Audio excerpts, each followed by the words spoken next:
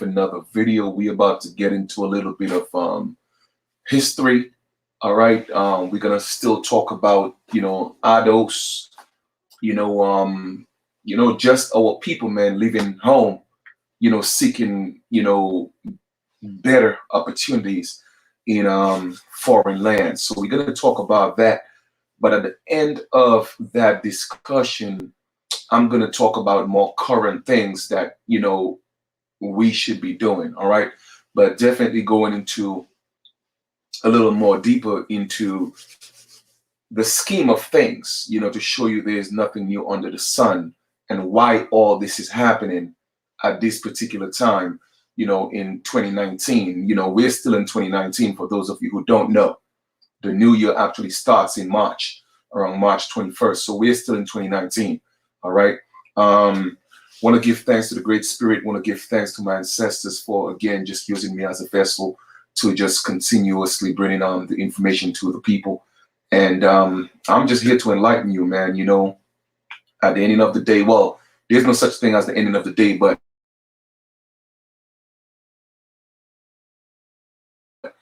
everyone have to find their own path. And what we do along the way, we find other people who assist us in our journey. But, for the most part, it's your journey, it's your path. All right. All I'm just here to do is just bring some light, bring some information to you. That's it. You dig? So I appreciate each and every one of y'all. You know what I mean? There you go. Definitely. We got to stop looking at setup for self-validation. And that's what a lot of our people are doing. As you can see in the link, the subject matter that I'm going to be talking about, I actually posted the links in the chat for you so you could have that. But I'm literally going to go back and take you back into history and show you that history is repeating itself. And the reason why it's happening, because back then it happened for a reason. And into this day and age, it's happening for a reason as well. So I'm going to show you the correlation between the two, all right, eras, all right, talking about back when it was the colony of Liberia, Sierra Leone, Angola, and now it's Ghana, Nigeria is next, Benin is next, and a lot of things are happening. So we're going to go over a few things right now. And like I said, man, just share the information. That's all I'm asking, all right? But once again, this is for educational purposes. Do your own research. I'm not here to sell you this is not what it is. It is what it is. I'm just giving you the information, and I hope that prompts you to do research, independent research, and cross-reference. You feel me? So that's what it's all about. So allow me to say, Halito, Osio, Mabrikwa, Sakpasei, what the deal is. Wagwan, let's do this. All right. For those of you who actually tune in right now, let me just give you a shout out across the screen. Onyx Summarizing, peace and love to you. Miko Low, what it is, what it is, what it is. I've been doing them sit-ups and them, some ab work. So I'm getting there, man. Like I just need about, because my body got good muscle memory. So literally within the next 3 weeks, kind of went back to eating a little more wealthy. You know what I'm saying? In terms of eating a little wealthier, you know what I mean? When I say wealthy, I don't mean expensive. I just mean that more foods that's not GMO, and stuff like that. So 3 weeks, I'll be pretty much almost back to where I need to be. But I'm motivated. All right. Salute, crush the legend. What it is, what it is, what it is. All right. Rose Jones, peace and love, sis. Peace and love, peace and love. Saw Eden, how you doing? Definitely, man. I concur. All right. Halito John, what it is, what it is, what it is. And peace and love to my sister, El Bertha. All right. So with that being said, I'm gonna right off the bat, let's take a step back into his story, and then we're gonna move forward, and we're literally gonna put all this in perspective. All right. So you know why everything is happening at this particular time. Okay. Love and light, lovely. What it is, what it is, what it is. We have indigenous 7 eagles. What it is, family. We here, we building.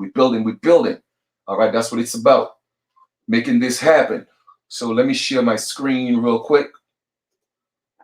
And let us get here. All right, so we're gonna take it back to the time of Abraham Lincoln. All right, because a lot of we tend to forget his story so fast because it is not our story.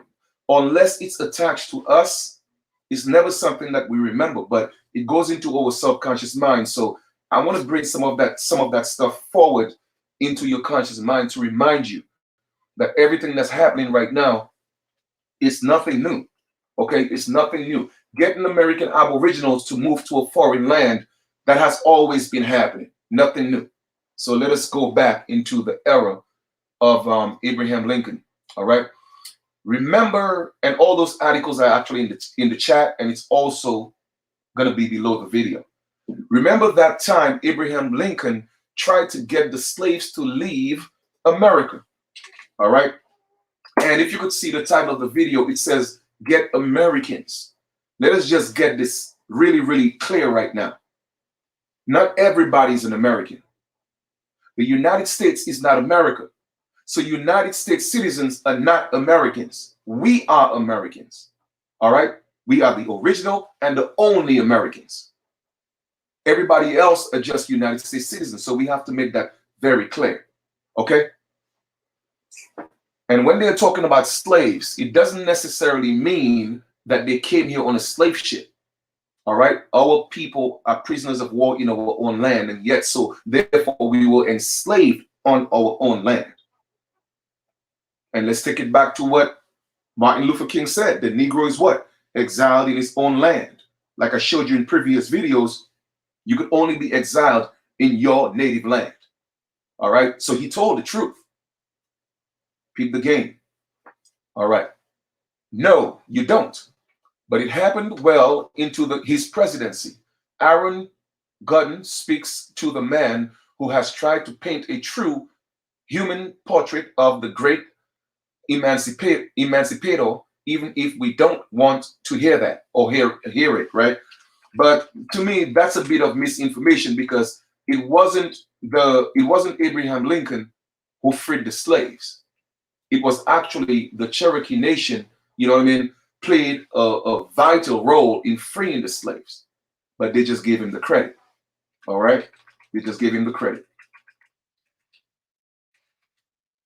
And of course, there are rumors that's not what he looks like. He was a mulatto. We're not going to get into all that right now. Okay, we're not going to get into all that. Let us stay on focus. Let us stay on point. Let's stay on message. All right, there's an Abraham Lincoln.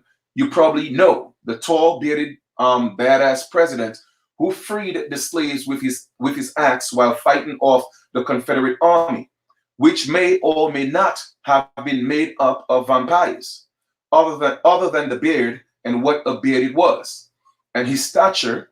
The Lincoln in Lincoln's really Lincoln. Hold up, the Lincoln in Lincoln isn't really Lincoln.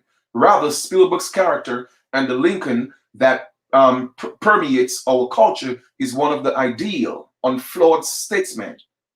The movie covers up his what's and makes him less interesting and less humane, or less human rather, and it ignores the fact that he tried to convince the slaves he so famously freed to leave the country before and even after emancipation. Dr. Philip Magnus wrote the book on Lincoln's true, way more complicated post-emancipation relationship with slavery. While it's not even commonly conceded that Lincoln attempted to recolonize the freed slaves at any point, scholars generally believe that he considered and then dismissed the idea pre-emancipation, but even that's yet to take hold of the popular imagination. Magnus took it a step further, digging into the historical documents and finding that Lincoln actively pursued a recolonization well after signing the Emancipation Proclamation. All right, so let's read this again. Because unless you get into his story and dig and do extensive research, we're not going to learn the truth. So let us read this again. Magnus took it a step further, digging into historical documents and finding that Lincoln actively pursued a recolonization well after signing the Emancipation Proclamation. It's something that should change everything about our relationship to Honest Abe. Yet it's still being roundly ignored by the public, like much of the pre-existing scholarship on our former president racist convictions. I sat down with Magnus, a friend, a colleague, to talk about his work and some of the lesser known stories he had other scholars have written on, and about who Abraham Lincoln might have really been.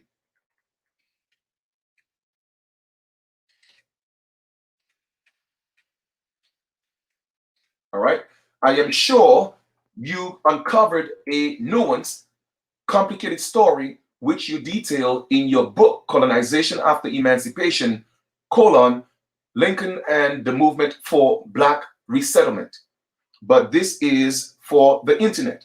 What is the internet version of your findings? Well, it's the antithesis of Steven Spielberg's portrait in many respects. The storybook version is from roughly late 1861 onward.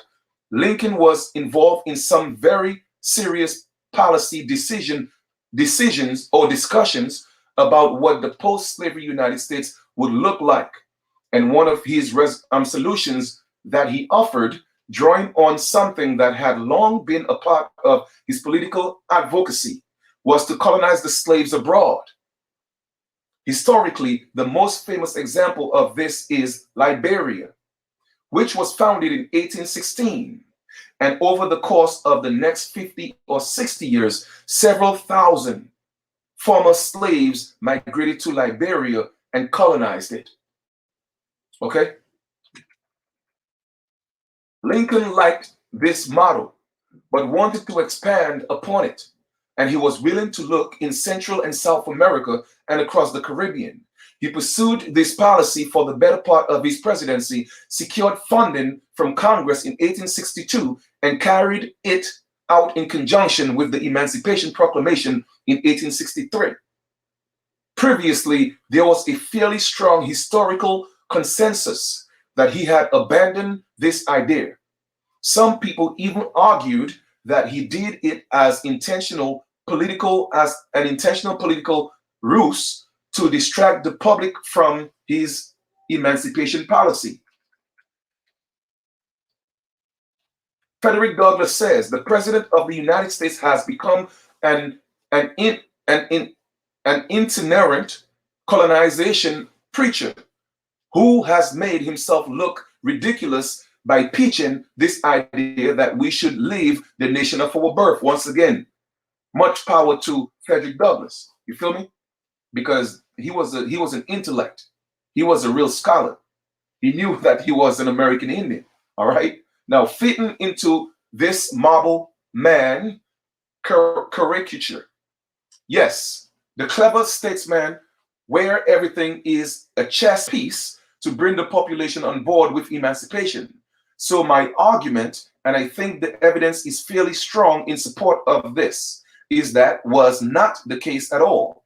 This was a genuine, heartfelt conviction that went to the core of his political principles. And he carried out this idea into the later years of his presidency, where he did back away from it due to administrative snags and political infighting. What exactly are we talking about when you use the word colonization? It's a pretty charged term. It came from the forming organization that drove colonization policy from 1860 onward, an organization known as American Colonization Society. Like I told y'all before, you may be familiar with that phrase or that term, American Colonization Society, which in 1969, it created the African American Teachers Association. All right. And that's association was coined African American. That was all at that time. That was all African American was attested to. It was coined. The Teachers Association only dealt, or African American only dealt, or was only recognized as the Teachers Association. And later in 1988, they allowed Jesse Jackson to make it something of a general population. But in 1968, 1969, when it was attested, it had nothing to do with the population. It was just the African American Teachers Association. All right. However, what sprung the African American Teachers Association is the American Colonization Society. So all along, that was already a plan that was devised. As you could see, he spoke of what? Let me just highlight that. All right. Yes, the clever statesman, where everything is a chess piece. So once again, they have always been playing chess while our people are playing checkers. So I'm showing you all this information so you could bring yourself to a point where you need to start playing chess and stop playing checkers. And know the pieces on the board. Now, I don't know how to play chess, but I get the concept of the game. You dig? So I'm just showing you what all this means. All right? So let us proceed. We here right now. They were responsible for the founding of Liberia. And when I say they're talking about the American Colonization Society. All right? Where the Teachers Association comes in is later. All right? To continue the false teaching, the false narrative, the false identification, the misidentification, all that was part of a grand scheme. It was a chess move. Okay? They were the caretakers of Liberia until essentially its independence. They are best described as an anti-slavery centrist organization. The movement gains significant distrust in three areas. The more radical abolitionist movement, because it's compromising the ideals of freedom. The African American community, because if asked, freed blacks to leave their country of birth, and the South, because it's perceived as a conspiratorial route to undermine slavery. When Lincoln gets involved, he expands the colonization sphere to the Caribbean. He sees this, at least in part, as an American imperial opportunity to expand on region of influence to the Caribbean trading zones and the Isthmus of Panama in particular. So essentially what they're saying is that they took a lot of American aboriginals, all right, or, well, just from the mainland, what we deemed the mainland, the United States, and took them to certain parts in the Caribbean as well. And I'm certainly sure these people here thinking they're from Africa. But I'm just, again, stuff that you probably already know. But it's one thing to know it or think you know it and to actually see it in black and white.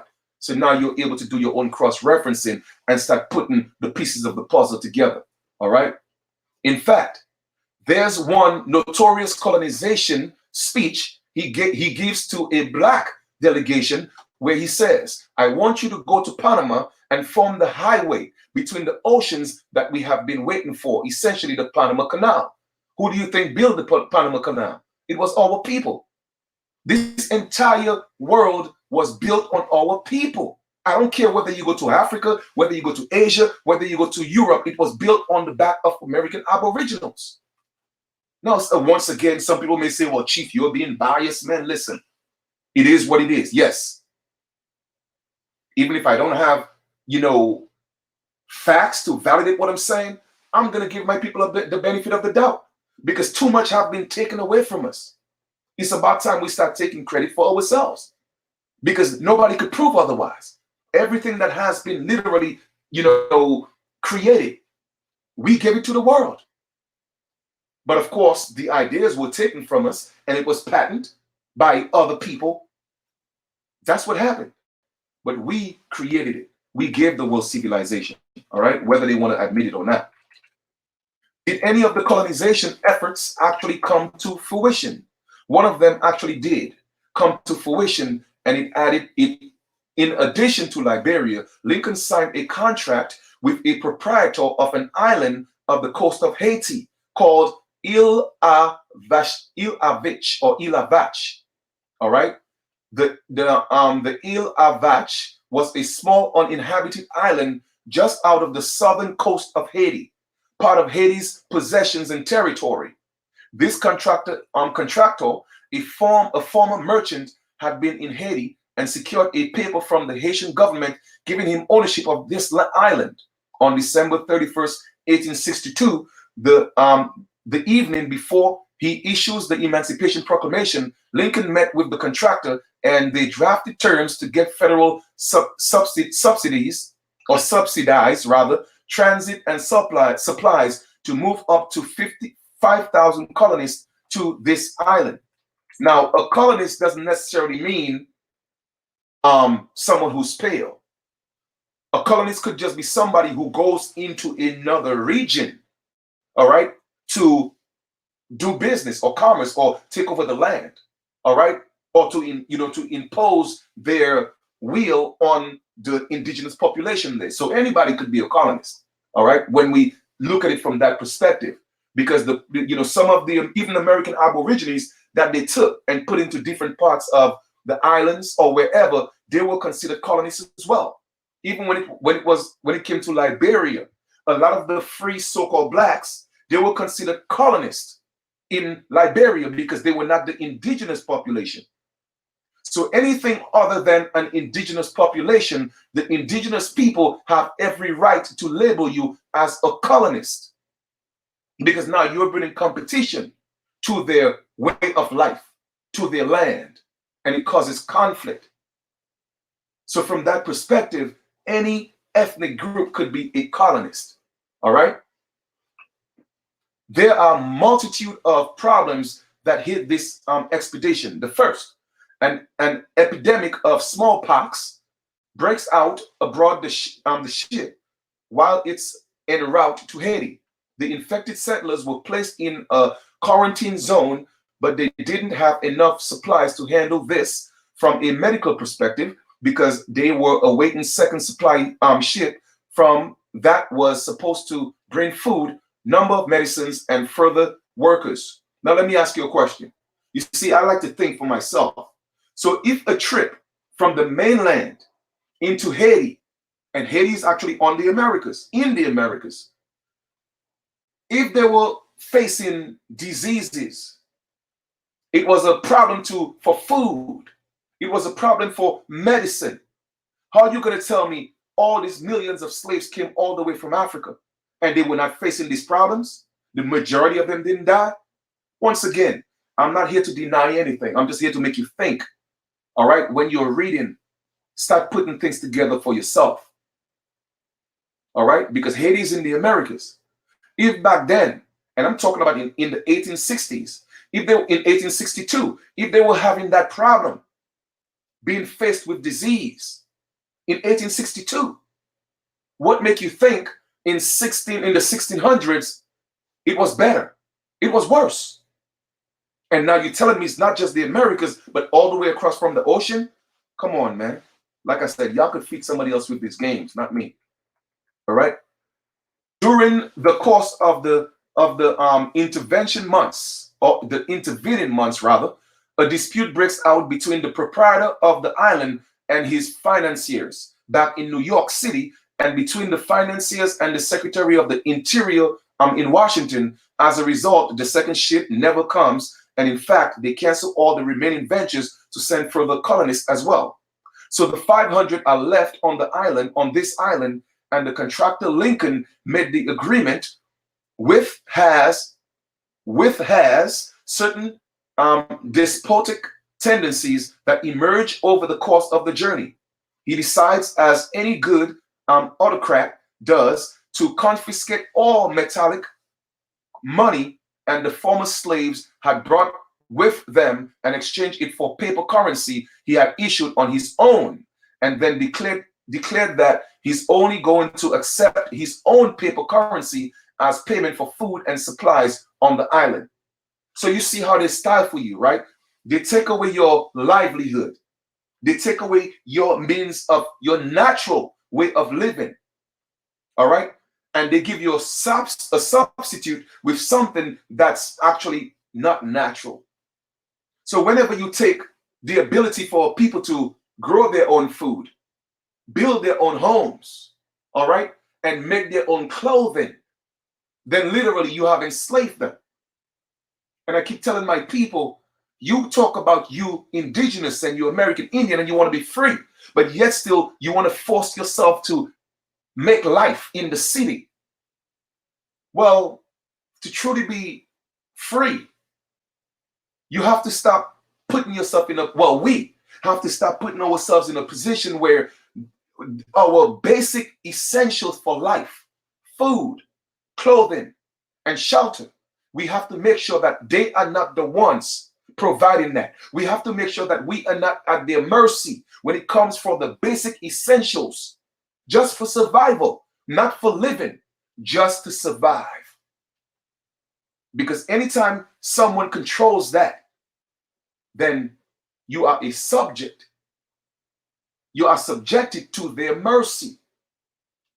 What if they take away all the foods and they close down the stores? What's going to happen? What if they say, you know what, man, we're going to get rid of the dollar bill? What's going to happen? How are we prepared as an indigenous people? And I'm saying we because I'm part of it. See, we're not thinking about the reality of the mindset of the people that we are dealing with. These people would rather destroy the world than give us our freedom. I'm just letting you see and have a true understanding of the mindset of the people that we are dealing with. Now, I'm not saying all is lost. All right. We have an opportunity for those of us who are vibing on the same frequency to come together and change these things. There is power in numbers, but we all have to be vibing on the same frequency.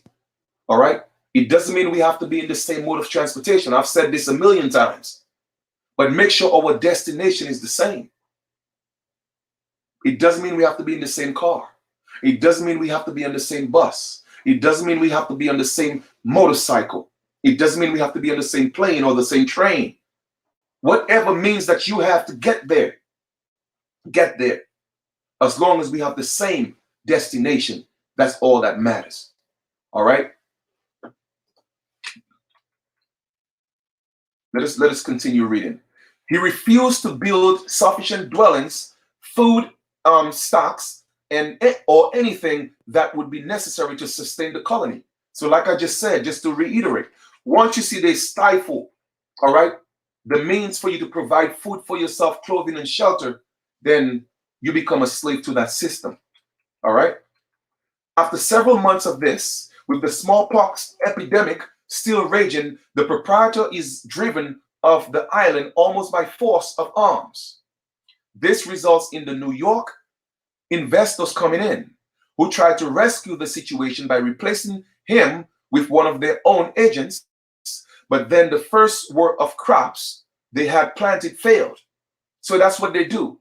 They create the problem and then they say, well, you know what? Hey, you got a problem. Let me be the solution. How many times are we going to allow this same scenario to keep playing over and over and over and over again? My brothers and sisters, okay? How are we going to continue to do the same thing over and over again and expect a different result?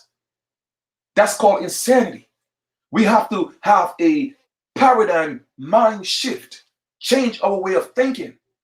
We cannot allow these people, when I say these people, they come in many shapes and colors and forms. And so I'm not thinking of one particular ethnic group. This is all about commerce and business, the have against the have-nots. So the have want to make sure that the have-nots continue to be in that same situation of having not or not having. So I don't look at it from a complexion perspective. Okay? I am way beyond that. You see, that's what it's being promoted as. That's what it's being promoted as. But when you look beneath the surface, everybody is dealing with the same situation. Oh, the have-nots come in all colors and shapes and sizes. And the haves, they come in all colors and shapes and sizes. It's all about business. That's all it is. And until you are able to come to the table from a business perspective, then they're not going to deal with us. Because you see, a corporation cannot deal with a natural man or woman. You cannot exist in that world. Once again, go look at the matrix. Okay? You could only exist in Zion or Zion as a real man or a real woman. But when you go into the matrix, you got to deal with the agents. All right? That's just what it is. You're dealing with agencies. So you have to have an agent to step into the realm of the matrix to handle your business for you. And that's what we are lacking as a people. And our people perish for the lack of knowledge. I hope that makes sense. All right. I read this here. Okay, here we are. This is where we at right now. So it's a succession of disasters, and by late 1863, the colony is effectively abandoned. Several of the colonies flee to the mainland of Haiti. Oh, you didn't know Haiti had a mainland too, huh? All right. Others tried to start settlements on the beach, and as a result of this giant convergence of problems in early 1864, Lincoln had to send a ship back to Haiti to rescue the survivors and bring them back to the United States. It says, see Magnus' recent article in the New York Times about the El Avach venture for more on this incredible story. And I have all that in the link for y'all. All right. Now, is there any count of how many freed slaves were supposed to take part in the colonization movement? I mentioned the Haiti venture. The original intended count was 5,000. Belize, they wanted to take 5,000 a year over 10 years for a total of 50,000. Panama was one-time venture that had a total of 50,000. So these are fairly substantial numbers. You start thinking that there are other projects under consideration that never really got off the ground. All right, so I just want to give you a broad perspective so that you could see again the whole aspect of colonization. That's what's happening right now. Is history repeating itself? It's called colonization, and who's behind it is the same organization, the Colonization Society. Nothing new under the sun. All right, nothing new under the sun. Just a different day and time. All right. So let us read here real quick. I'm gonna skip a couple of paragraphs, but we're gonna go here. What rhetorical methods does Lincoln try and use to sell this to what? The black community. You see, they always have to have something colorful for you to get you out of your natural habitat. So what they're using back then, they had different apparatus. All right. Today, in this day and age, what they have your celebrities, the people you idolize. So they're using them as a tool. They're using the ministers. Well, the ministers has always been part of the game. All right. The church was always how would I put it? The church was always used literally to entrap people. So the church was always a place they could go and know they could get so-called black folk. All right. Once you get to the pastor got the congregation, then they have won the battle. All right. But Lincoln takes what could be described as a very misguided benevolence.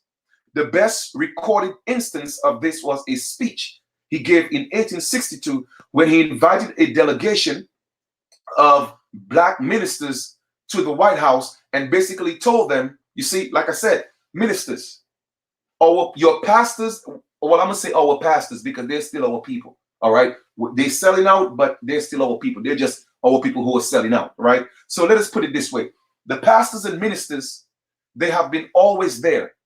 They are the ones they pull in because they are the ones who have the ears. All right, of the sheep. That's why they have churches on every corner, because when they're ready to make their moves, they don't have to go to the congregation. All they have to go is to the pastor. That's it. Just give him a bag of money and tell him, hey, this is what we want done. So it starts and it ends with the church. And that's facts. Okay? Even before, this is my first time reading that. And I'm telling you the role that the church played. And here we go. I'm reading it right now. Okay? Lincoln takes what? what could be described as a very misguided benevolence. The best recorded instance of this was a speech he gave in 1862 when he invited the delegation of black ministers to the White House and basically told them, what? We have undertaken this colonization venture. Here's why I think you should go. He proposes Panama. He alludes, you see, alludes the process, the concept of alluding, okay, it deals with allure. Same thing we read before with Ghana, using the celebrities to allure people, all right? Alludes to that as a primary colony of the time, but it's a broader interest as well. He also says we recognize that slavery is a source of this war that's being waged, and slavery, by its very presence on this continent, like I said, the United States is not America. Even Lincoln knew it was a continent, has instilled violence. So it happened all over the continent, not just in the United States. The way, he says, the way to get around that violence, which is one of the more notorious lines of the speech, is you need to leave. In other words, he's saying that, I'm paraphrasing now, we know violence is going to erupt. There's going to be a revolution, a rebellion, a war. But the only way to prevent that is for you to leave. Now, my question to Lincoln, if I were the pastors or the ministers, would have been, why don't you leave? Because this is not your land. This is my land. But you see, the pastors, they're taking the bag. So now they have to mislead the people. No, I'm not saying all pastors did. I don't know. But obviously, the ones who did, they sold out. Or else we wouldn't be in the position that we're in today. So my question to Lincoln would have been, well, why don't you leave? You're the pilgrim. This is not your home. This is mine. That would have been my response. But I'm a different man. All right? You will find a peaceful existence abroad. And we will find a peaceful existence here. So in other words, you're telling me you're going to send me somewhere else to find peace while you came from somewhere else and you're going to find peace in my land? That's crazy. Even if you're still in the, even if your Haiti is still in the Americas, yes, but you were born on the mainland. So that's your natural habitat. Even if our ancestors traveled the entire Americas, but we are looking at it from a perspective of, okay, you know what? Typical example. If you've been in Alabama your entire life, and then the mayor of Alabama coming to tell you, well, you know what? There's going to be a war breaking out, and the only way for you to find peace is to move to New York. And New York has a complete different culture. People are speaking different languages. So that's exactly what they did. It doesn't mean that you are not an Aborigine. They're taking you away from your natural habitat. And that's what they did. All right. So I just want to clarify that. All right. There is a genuine effort on his part to market this to the Black community. There are very mixed reactions to it. Some African Americans are outraged by it. All right. And in 1862, we were not called African Americans. So when I keep telling you, see, when you're reading, you have to look at the time, So obviously who wrote this, they injected African Americans in there. Because in 1862, we were not called blacks either. Brothers and sisters, man, you got to pay attention, fam. Okay, you got to pay attention. I don't think, because once again, black was just a thing they called everybody who was a slave. Even Caucasians and Japanese were called Negroes and blacks. It was a status. So it wasn't just for one particular group. Caucasians were called black too. And that's facts. Well, we know what black means really pale, so we already know that. But I'm talking about in the context of what they're talking about. African American, we were not called that in 1862. All right. Now, Frederick Douglass calls it a silly idea. He says the president of the United States has become an itinerant colonization preacher who has made himself look ridiculous by preaching this idea that we should leave the nation of our birth. Douglass argues he have a historical presence here, the same as any other American. Why should we leave? Why should they leave? Which is a very powerful and valid argument. There are others that say, many, we don't agree fully on the motive that Lincoln has offered here, but it is indeed an escape from violence. So in other words, if you don't leave, we're gonna unleash war on you. So that's the options that a lot of our ancestors had. Now, if you don't have the means to defend yourself, then what you're gonna do? You're gonna leave. There are several African Americans, two in particular, John Willis Maynard, who is the first African American elected to Congress, and Henry Highland Garnet, who is a very vocal black abolitionist minister in New York City, who are both warmer to the idea. They say maybe we can attain better political equality abroad. Maybe we can find somewhere else that will respect our rights. They liken themselves to the condition of, say, the Irish living the famine just as a decade earlier. Okay? So it has always been about the rights. Our rights are being violated in our own home.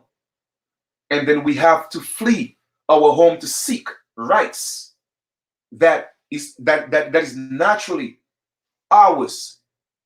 Okay, that was given to us by the Creator. So a lot of our people are falling into this ADOS movement because they're looking for freedom. They're looking for liberty, justice, equality among men that was promised by the Constitution. It's not that a lot of our people truly think they are from Ghana. They know they're not from Ghana. Okay, but they're chasing the illusion of freedom, of liberty, justice, rights, seeking rights. That's what they're doing. All right, let us proceed. Let us read a little bit from the History Channel. All right.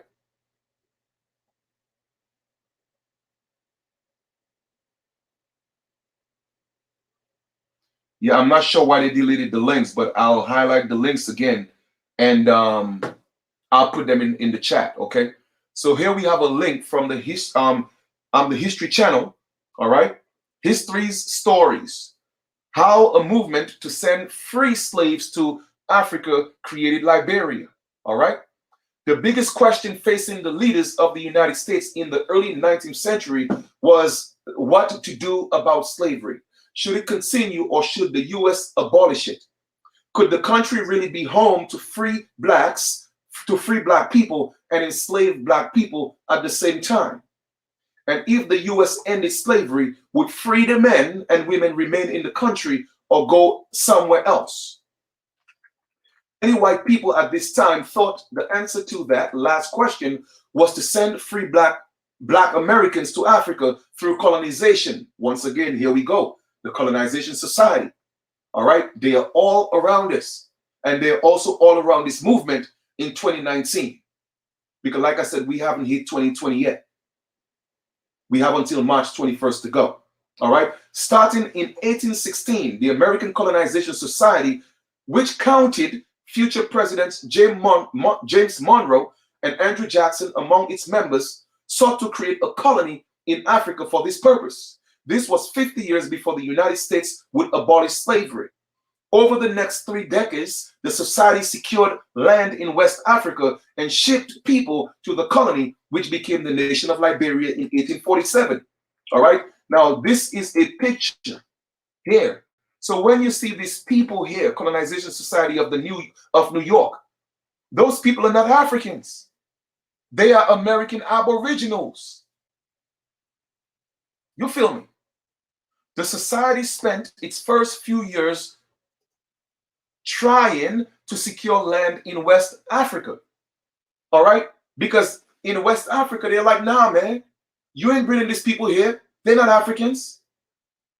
So they did what? They spent a few years trying to secure. Brothers and sisters, you have to read between the lines. So once again, what is this saying indirectly? What is this saying indirectly? That West Africans didn't want us to come back to Africa because they wouldn't spend the next few years trying to secure land. The West Africans, such as Ghana and Sierra Leone and Nigeria, all these places would have said, you know what? That's our brothers and sisters. Yes, you don't have to try and secure land. No, bring our people home. And that was in 1821, family. In 1821. But they were trying to secure land even before 1821. And they were getting a pushback from Africa. So what are you telling me in 2019? How are you going to tell me Africa is trying to tell us to come home? Now somebody tell me I'm bugging. Or maybe I'm reading too much into it. Or maybe I'm just using my unlimited potential of thinking. But it got to be something. And like I said, y'all could get into y'all emotions if y'all want, man. I'm going to drop the reality of what it is. That whole Atlantic slave trade is a hoax. Some people came here. Yes, I'm not denying that. But this 15, 20 million is a bunch of BS. That's lies. It's lies, period. Because we know for a fact the original people of the Americas, we are them. They look like us. So why would you, first of all, why would you want to spend all this money?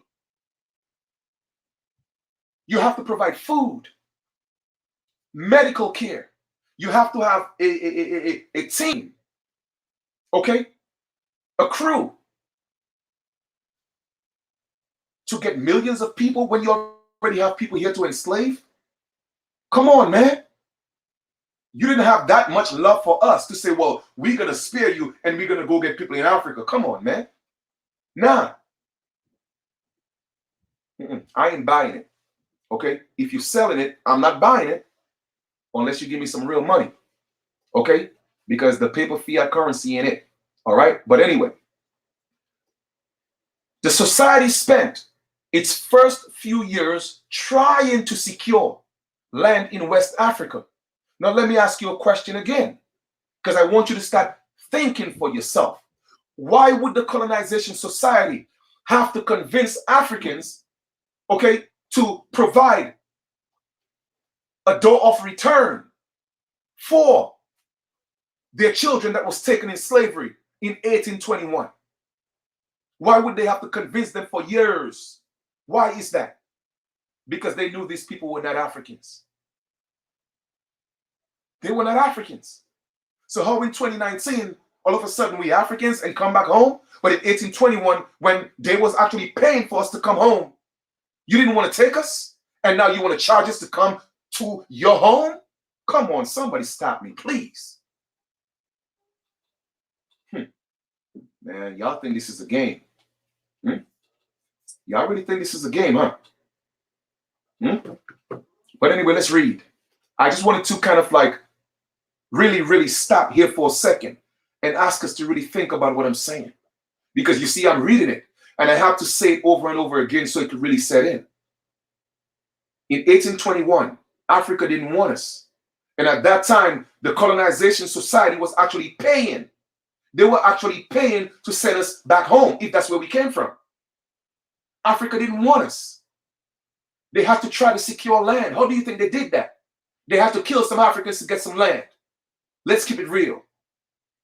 And they had to coerce and make deals with kings and chiefs down there to get some land. And deals had to be worked out. That's why it took a few years. What's a few years? I don't know. Maybe 10, maybe. Why did it have to take 10 years to convince them? They should happily say, you know what, man, listen, you took our people and please, let's get them back. Welcome home, brothers and sisters. That didn't happen in 1821. So how the hell Ghana trying to tell us come back home in 2019? Man, y'all think this is a joke. It made a deal with, it says what? You see, I ain't even read that before. Look, right here. It made a deal with what? Local West African leaders to establish a colony, Cape Mesorado. It made a deal. In other words, the Africans worked with the colonization society to get American Aboriginals from their home when in the first place they didn't want them. But they say, you know what, man, let's take some money. Because I also have information when these Aboriginals went to Liberia, the indigenous people were fighting them because that wasn't your land. You wasn't going home. You were actually considered to be a colonist. Y'all think it's a joke. This strip of land was only 36 miles long and 3 miles wide. Today, Liberia stretches over 38,250 square miles. So they extended it. That's how colonization works. We come, we take a plot of land, and we fight the people there, and we extend it. How do you think Africa became the continent of Africa? Only that one part, Tunisia, was considered to be Africa. But Africanos wanted something bigger for his people. So colonization expanded, and now you have an entire continent called Africa. Okay? The next year, the society began sending free people, often groups of families, to the colony. Over the next 40 years, upwards of 12,000 freeborn and formerly enslaved Black Americans immigrated to Liberia. The American Colonization Society was distinct from Black-led Back to Africa movements that argued Black Americans could only escape slavery and discrimination by establishing their own homeland, says Osman Power Green, a history of professor at Clark University, author of Against Wind and Tide, the African American struggle against the colonization movement. Okay, against the colonization movement. In other words, our ancestors were fighting against that. This is not my home, but what choice did they have? You hear what it said? Look, to escape slavery and discrimination by establishing a home in another land.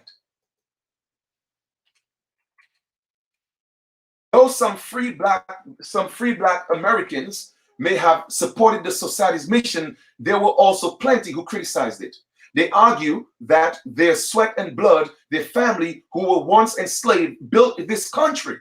So therefore, they have just as much right to be here and be citizens. He says, in addition, many argued that this is a slaveholder scheme to rid the nation of free blacks in an effort to make slavery more secure.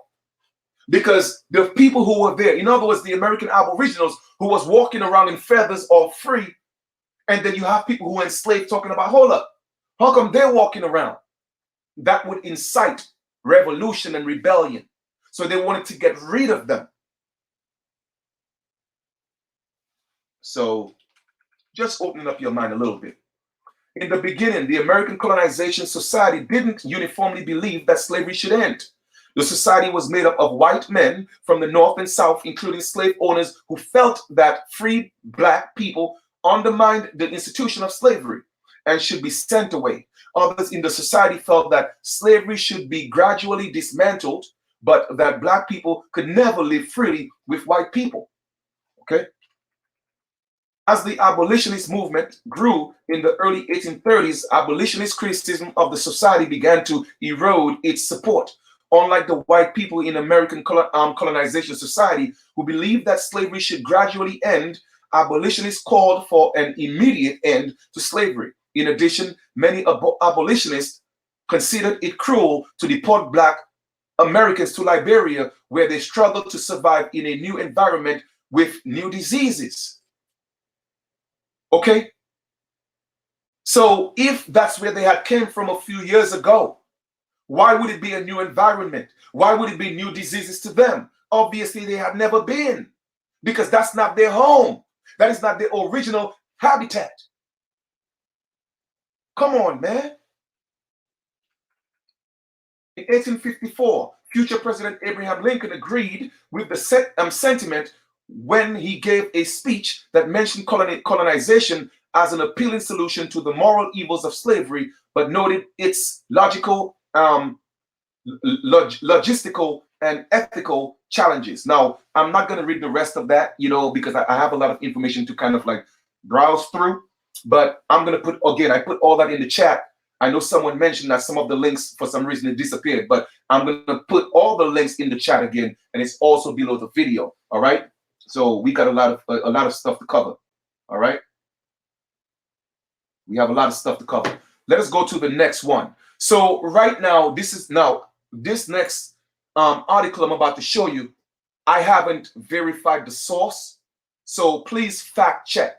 All right, because I don't want to just putting propaganda out there. All right, but however, came across this article, and I don't know the legitimacy of that article. So please cross-reference and see if that's actually legit. All right, so I'm making my disclaimer right now. Now it says Nigeria launches door of return to challenge Ghana's year of return initiative. It's a challenge. Now, once again, I'm not saying that is facts.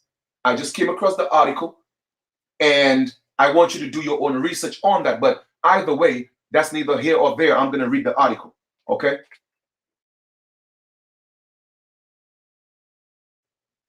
Nigeria keeps copying Ghanaians in everything they do, yet they will come back and brag that they are far ahead of us. Ghana's year of return was very successful. It boosted what? Our industry, tourism industry. That's all our people are. Okay? Transmitting utilities, a means of boosting Ghana's, once again, tourism industry. Ghana don't want you. Ghana don't need, well, they don't want you, they need you. There's a difference. They need you to boost their tourism industry because they have debts. They owe investors debts. Over 70,000 investors they owe. And if they don't pay, they're going to lose their land. So the next best thing is what? You know what? Let's tell these Americans, we know they're in from Ghana, but let's tell them come home. Man, listen, man. Taking a cue from its success, Nigeria has also launched Door of Return, an initiative to battle Ghana's year of return. All right? And it says, reality of the life of Ghanaians is exposing the lies of NPP John Muhammad. A flyer came across on social media details everything the Door of Return represents. And it says, see below. All right, so they have a flyer. Again, I don't know. I'm going to make my disclaimer. I don't know if this is legit, but it says, all right, more than 350, more than 3.5 million slaves were shipped from Nigeria to North and South America and the Caribbean. The Door of Return, Nigeria 2020, is an initiative of the government of Nigeria that is intended to encourage African diasporas to come to Africa, specifically Nigeria, to settle and invest in the continent. All right, next bullet point. To launch by President of Nigeria in 2020 as a program for Africans in the diaspora to unite with Africans on the motherland. Bullet point number 4. Door of Return, Nigeria symbolic as it commemorates 400 years since the first enslaved Africans touched down in Jamestown, Virginia in the United States. At first, you know, and come on, man. Next bullet point. The program also recognizes the diaspora's achievements and sacrifices in the time since that event. Next bullet point. The Nigerians in the Diaspora Commission, in collaboration with relevant agencies of the government, have lined up a state of activities in celebration of the resilience of the African spirit. Objectives. Key prospect objectives. First bullet point, to make Nigeria a key travel destination for African Americans and the rest of the African diaspora. To rebuild the lost past of these 400 years. To promote investments in Nigeria and to foster relationships with African Americans in the African diaspora. For the next 400 years of African American history, Commission Act was passed in Congress in 2017. Over 40 African American members of Congress, including House Speaker and Abbas, participated in the Full Circle Festival in Ghana. Notable and influential celebrities on the roll call includes but is limited to Idris Elba, Boris Kujo, Naomi Campbell, Anthony Anderson, Kofi Kingston, Adrian Joe Johnson, Steve Harvey, Cardi B, and many more. All right. Benefits for the country. Let us go to the real reason why all this is happening. And again, I'm going to my disclaimer. I don't know if this is an actual fact. So please cross-reference to make sure that it is legit. Benefits for the country. This initiative is fit for the image launching of Nigeria abroad. This would encourage foreign direct investment into Nigeria by diasporas. Carnival, villas, and sporting indigenous games would be created and promoted. Nigeria's tourism potentials would be boosted. Ghana issued over 85,000 tourist visas in 1 month as a result of the success of the Year of Return initiative. All right? Man.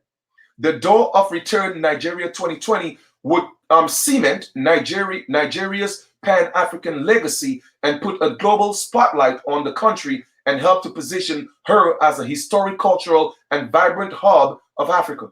To change the narrative of what has been reported about Nigeria and the rest of Africa in general. It is well integrate. It is well integrate African Americans and Afro Caribbeans with their ancestral home in Nigeria through genealogical mapping and cultural similarity. Connect and leverage the Nigerian diaspora network for Nigeria foreign policy, interests, and national development. All right, so that's pretty much what it is. And some people were giving, their comments. Some persons say, well, Door of Return, very interesting, but what do you think Nigeria is copying Ghana? All right, somebody says, I am the founder of Black. I'm a foundational Black American, age 43, and I can tell you Nigeria's, been in my life for 40 years. Nigerians helped me learn Yoruba, Hausa, Igbo, learn different Ghana announced Year of Return. They also teaching us about our countries, about other countries. They help us build Yoruba land in the USA, and much more, etc., etc. All right. One person said, LOL, your BS FBA is a divisive part there. Either you are part of us or you are American. All right. It's either you are part of us or you are American. What does that mean? What is it telling you? It's either you are an African or you're an American. Two different people. All right. So let's go to also, it is said that Benin is also initiating a return to Benin. Now, once again, let me make my disclaimer. I'm not sure if this is also facts. So please do your own fact checking on that. All right. Do your own fact checking. All right. Benin also launches Gate of Return. A French-speaking West African nation, Benin has also launched its own diaspora targeted program called Gate of Return. The initiative is aimed at bringing African Americans back to the roots. All right. Well, because of this ad space, I can't really see that, but it says, unlike Ghana, however, Benin Gate of Return is not a year-long event. All right. It is just, so pretty much that's what's being promoted, man. You know what I mean? So I just wanted to show you guys that. Once again, please go check out the validity of that, the last two articles that I showed you. But either way, there's an agenda to get us away from our homeland. And after the conclusion of all this, I will tell you why, in my opinion, I think all this is happening. All right. So let us go to CNN Travel. All right. CNN Travel. Ghana is being heralded as the next big tourist destination. Like I said, it's all about commerce, and here's why. Okay. When some of the most well-known faces from the African diaspora arrived for a recent vacation in Accra, Ghana, it looked like just another gathering of famous people. Actors including Idris Elba rubbed shoulders with supermodel Naomi Campbell, TV sports presenter Mike Hill, and author Luvi Ajayi or Ajayi. All right, if I'm butchering your name, I apologize. Behind this meetup of the box office stars, fashion royalty, and top creatives with a focused and ambitious strategy to make Ghana a major what? A major tourist destination. My brothers and sisters, it doesn't matter where I go, I am showing you what all this is about. Man, I keep telling y'all, man. I keep telling y'all, this is all about the tourist industry, okay? The country recently unveiled a 15-year-long tourism plan, 15 years, that seeks to increase the annual number of tourists to Ghana from 1 million to 8 million per year by 2020. 27. So y'all, if y'all think this is a game, they got plans for y'all. All through 22, is from 1 million to 8 million. They don't want you back home. They want to boost their tourism. That's what it is. Oh, well, come see where your ancestors came from. Ghana travel industry is projected to raise 8.3 billion a year by 2020, plus associated benefits according to the plan. It's a plan, a scheme.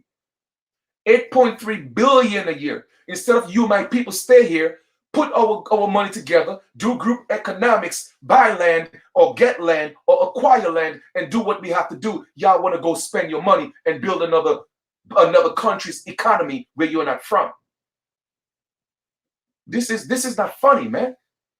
This is serious business. Now, star power. VIP guests attended events chaired by Ghana's President Nana Akufo-Addo, the architect of the plan. Oh, you hear that? The architect of the plan. He put it together and he devised a plan.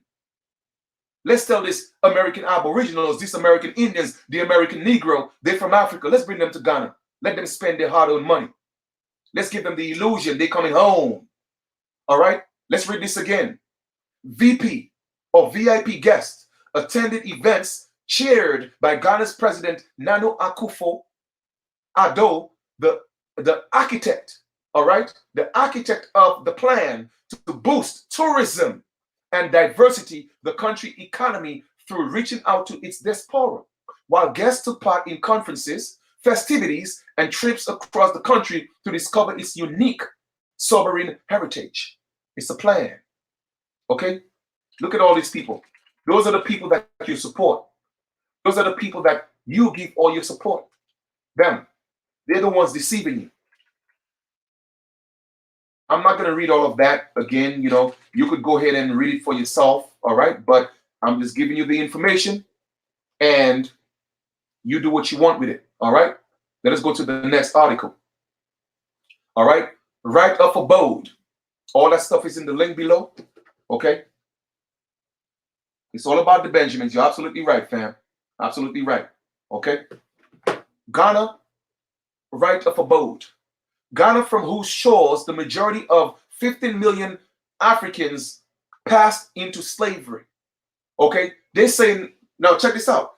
Ghana, from whose shores the majority of 15 million Africans passed into slavery. 15 million. But yet still, the total was about 12 million, they say.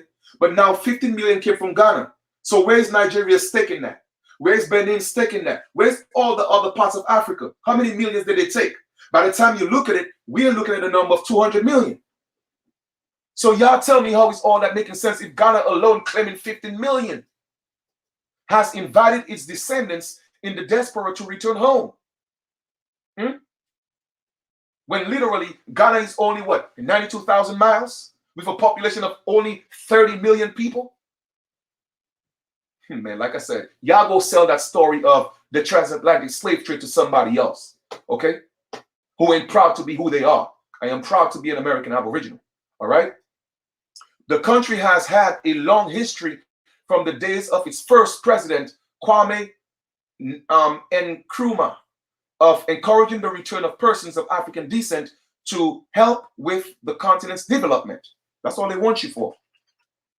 In 2000, the country passed a law on the right of abode, which allows a person of African descent to apply and be granted the right to stay in Ghana indefinitely. And recently, the country set up a Diaspora Affairs Bureau under the Foreign Affairs Ministry to provide a sustainable link between the Ghanaian diaspora and various government agencies to achieve development and investment goals. But it has not been so simple for African Americans and Caribbeans in Ghana. Only Rita Marley, wife of late reggae icon Bob Marley, has been granted the indefinite stay, and that happened only last year. Only celebrities get this type of perks because they want to attract people. That is what they use to allure people. Okay? Those who applied years ago are yet to receive any response from the Interior Ministry, whose charter states that the process should take only 6 months. All right? Y'all go ahead and think the grass is green on the other side. It's as if they don't know that such a thing exists. Mr. Thompson says of the personnel who handle the residency applications. The Ghana Caribbean Association and the African American Association of Ghana say they are encouraging the appropriate government departments on the matter. But what Miss Chamberlain wants, like many other with residency or work permits that are renewable every year or two, is a more permanent arrangement. Now, why would you be going home to where you came from? You came from slaves on a boat in the bottom of a ship, and they want you to come back home. But what? Okay, they grant you residency. They give you work permits that is renewable every single year. It's all commerce, family. It is all commerce. No matter where you go. Don't forget, Ghana is a nation state. It's all commerce. She says, I just feel like I'm coming home. So why should I be going through all this? That's an American Aboriginal talking. She thinks she's from Ghana. Okay? Beyond laws, more needs to be done to make returning African brothers and sisters feel welcome back on the continent if Africa is to benefit from their return.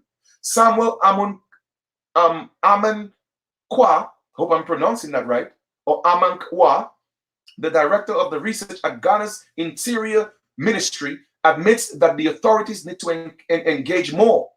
Those who left our shores are still our brothers and sisters, he says, adding, offering Africans in the diaspora a right to abode in Ghana is a way of engaging for our common interest. Okay? It's a common interest. What we're going to do for you, the question is, what are you going to do for us? When the late televangelist Miles Monroe visited Ghana in 2020 and paid a courtesy call on President John Mahama, then a vice president, he encouraged the people of African descent living in the diaspora to take advantage of the Ghana's right of abode law and reconnect with the African continent.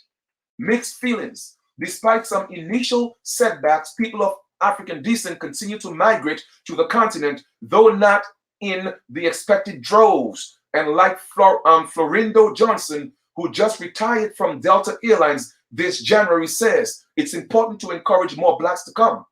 Having flown in and out of Ghana for 9 years, Ms. Johnson, a Caribbean who lived in Chicago, is retiring in Ghana to operate her 6 apartments in Pram that she intends to rent out as a holiday accommodations. I really want black people to come and see for themselves. It is as disheartening that a lot of black people don't want to come because of what they have seen in the media, yet white people come. No. It is not what we have seen in the media. It's what we know. We are not from there. There's a difference. And white people come because that's their home. They are Africans. Okay? And I'm not saying that some so-called black people are not. I'm not insinuating that. But I'm just saying the majority of our people are not going to go because they know that's not where we are from. That's what I'm saying. Okay? Okay. Let us go to a next one. All right? Let's go to a next one. That was in the Detroit Free Press. All that stuff is in the link, or else I'll play it again. Ex-Detroit activist, 75 years, and her sister slain in Ghana. Inspired by the social movements at the time, Jeanette Salters of Detroit got involved in the early 1970s with African American and feminist causes, helping lead a black women's group. That led her to discover her roots in West Africa, where she eventually settled in Ghana, changing her name to Mamalena Diop. Her journey to Africa was part of the movement of Detroiters who sought to reclaim their ancestral roots during a revival of black nationalist movement. Of course, they don't know that the black nationalist movement was also founded by the colonization society. Oh, man, listen, man, y'all don't know how deep this is. Well, maybe you do. All right. Diop loved it there, say friends and family. But this week, her body, along with that of her sister, Zinga or Nzinga Jana, was found near her home in Ghana in what may been killings in a dispute over land. She was 75 and her sister was 60 at the time of death. According to reports in Ghana online news site, a family and family members, two men have been arrested according to the Ghanaian news reports and members. I feel terrible about what happened, said her son, Greg Salters of Detroit. It's a tragedy. Words can't express and explain how I feel about my mom being taken away from her home, murdered and put in a shallow grave 300 feet from her home.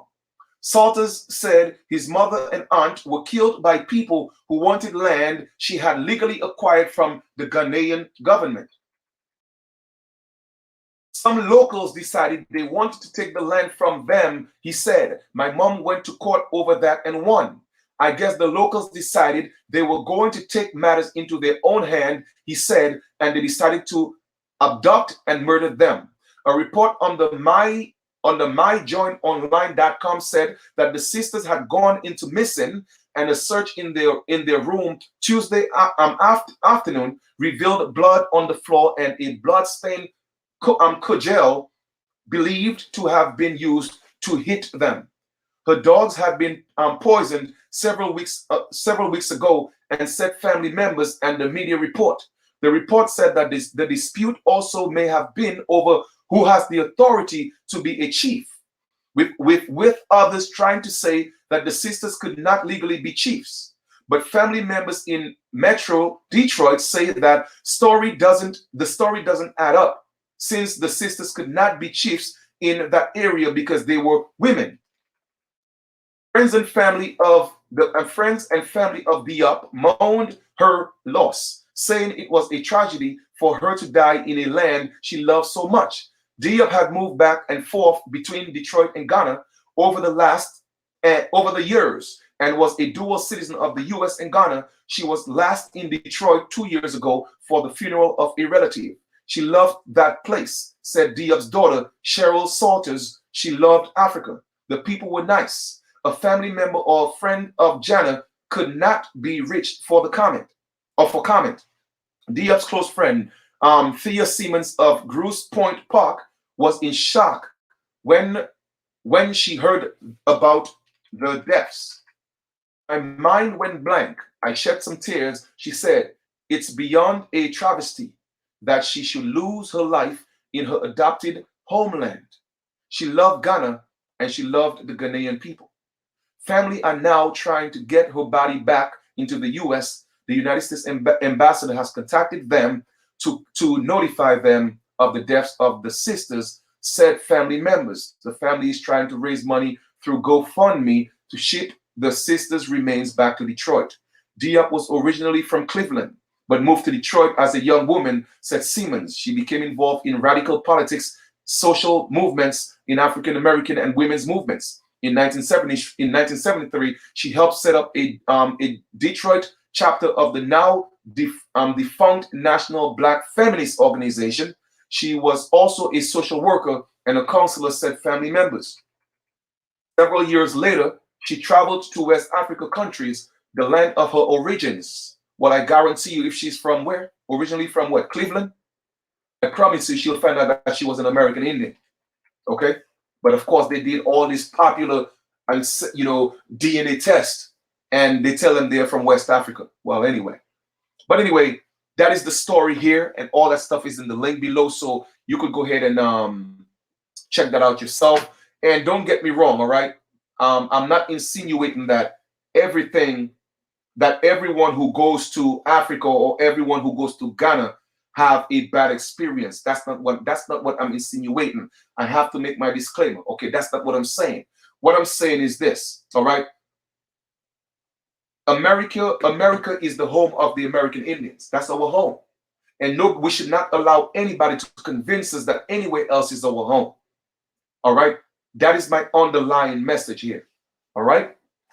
Now, there was a post on Facebook that we're going to go through, and that's coming from a Pan-African liberation movement. All right. Let me chew on one of these. That is clusters lemon cherry cherry berry chia or chai. All right. It tastes really good.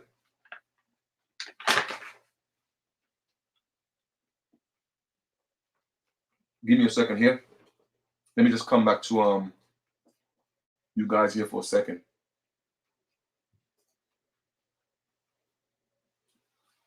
How is everybody doing, man? I hope everybody's still with me.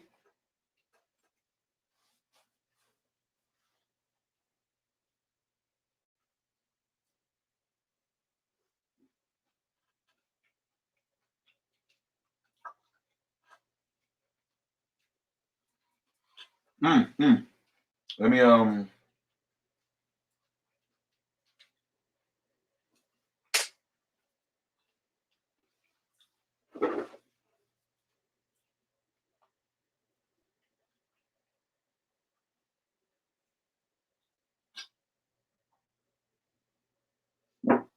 yeah, Mox V production.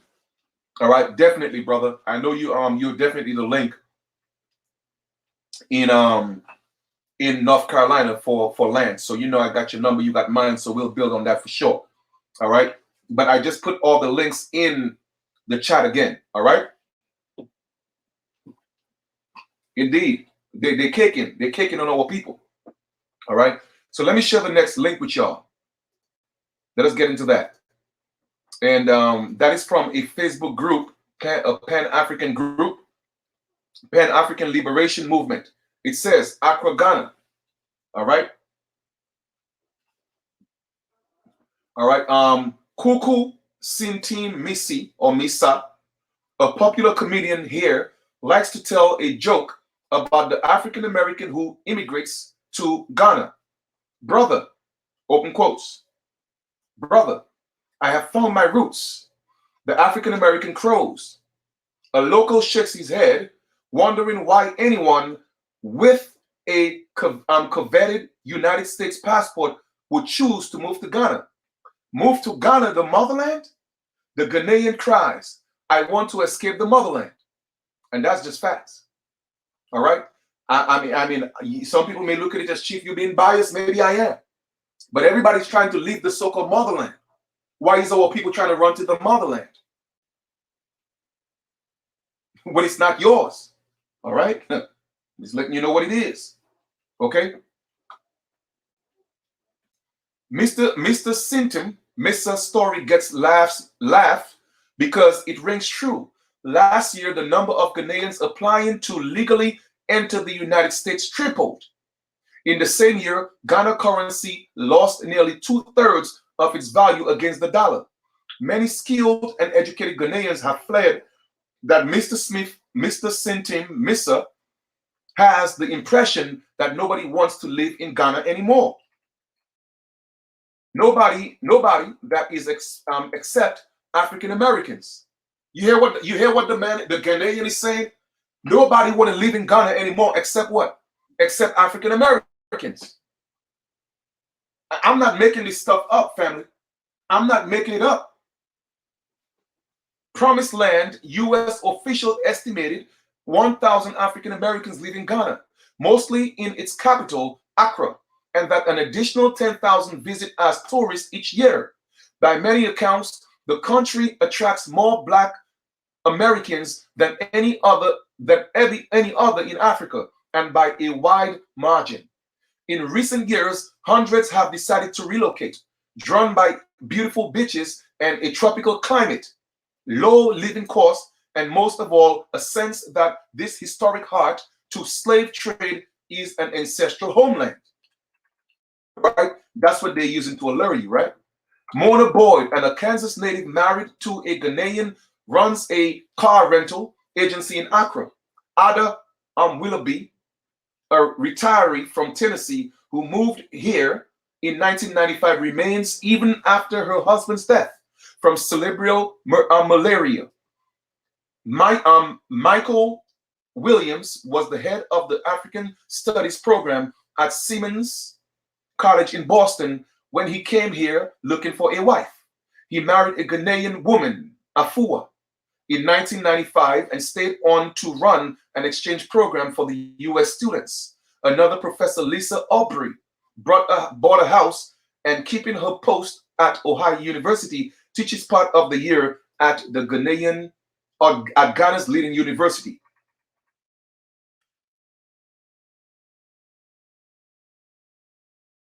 All right. The country's appeal is not always obvious. Electricity and water supplies are often interrupted. Malaria is rampant. Do you know what rampant means? Go look it up. Okay. Wages are meager by the US standards, given the number of people, given the amount of people living. The arrival of enthusiastic African Americans might be expected to delight Ghanaians. It doesn't.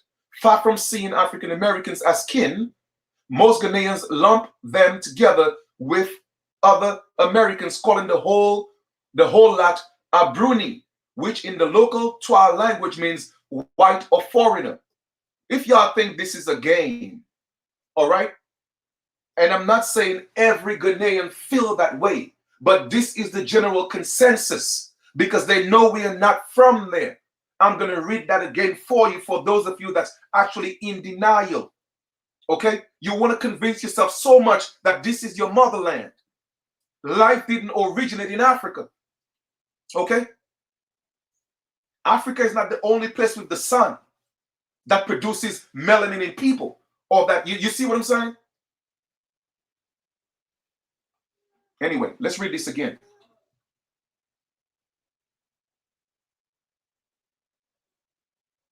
Let's read again.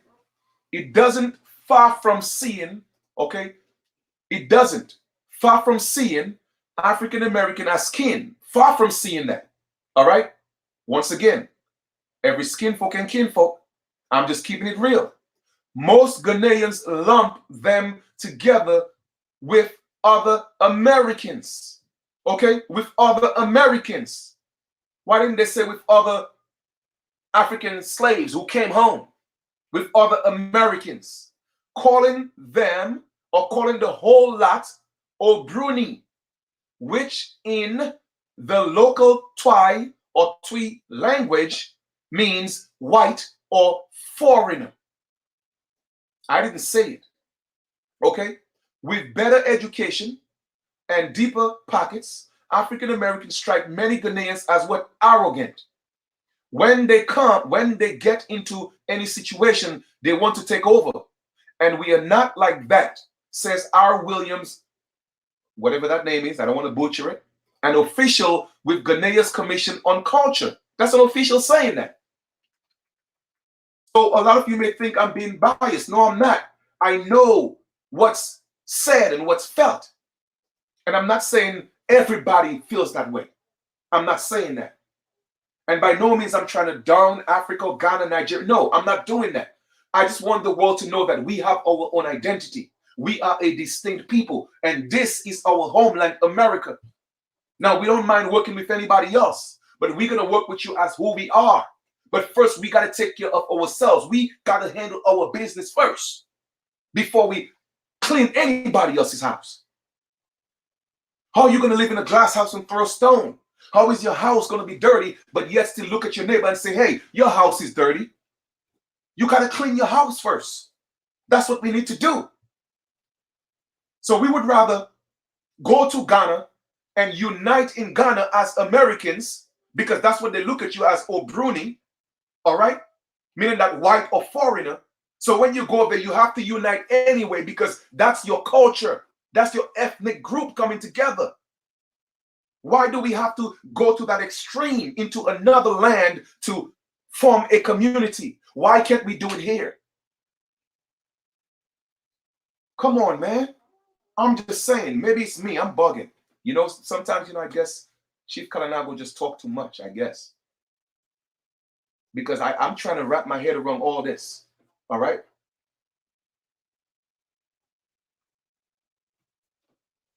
because I assume they're calling us white because they think you know America is that's where white people came from.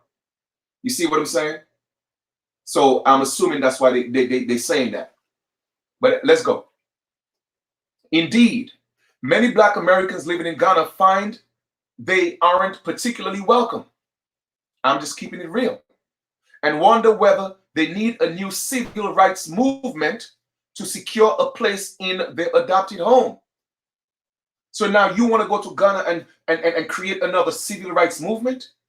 Brothers and sisters, history repeating itself all over again, because that's what's going to happen.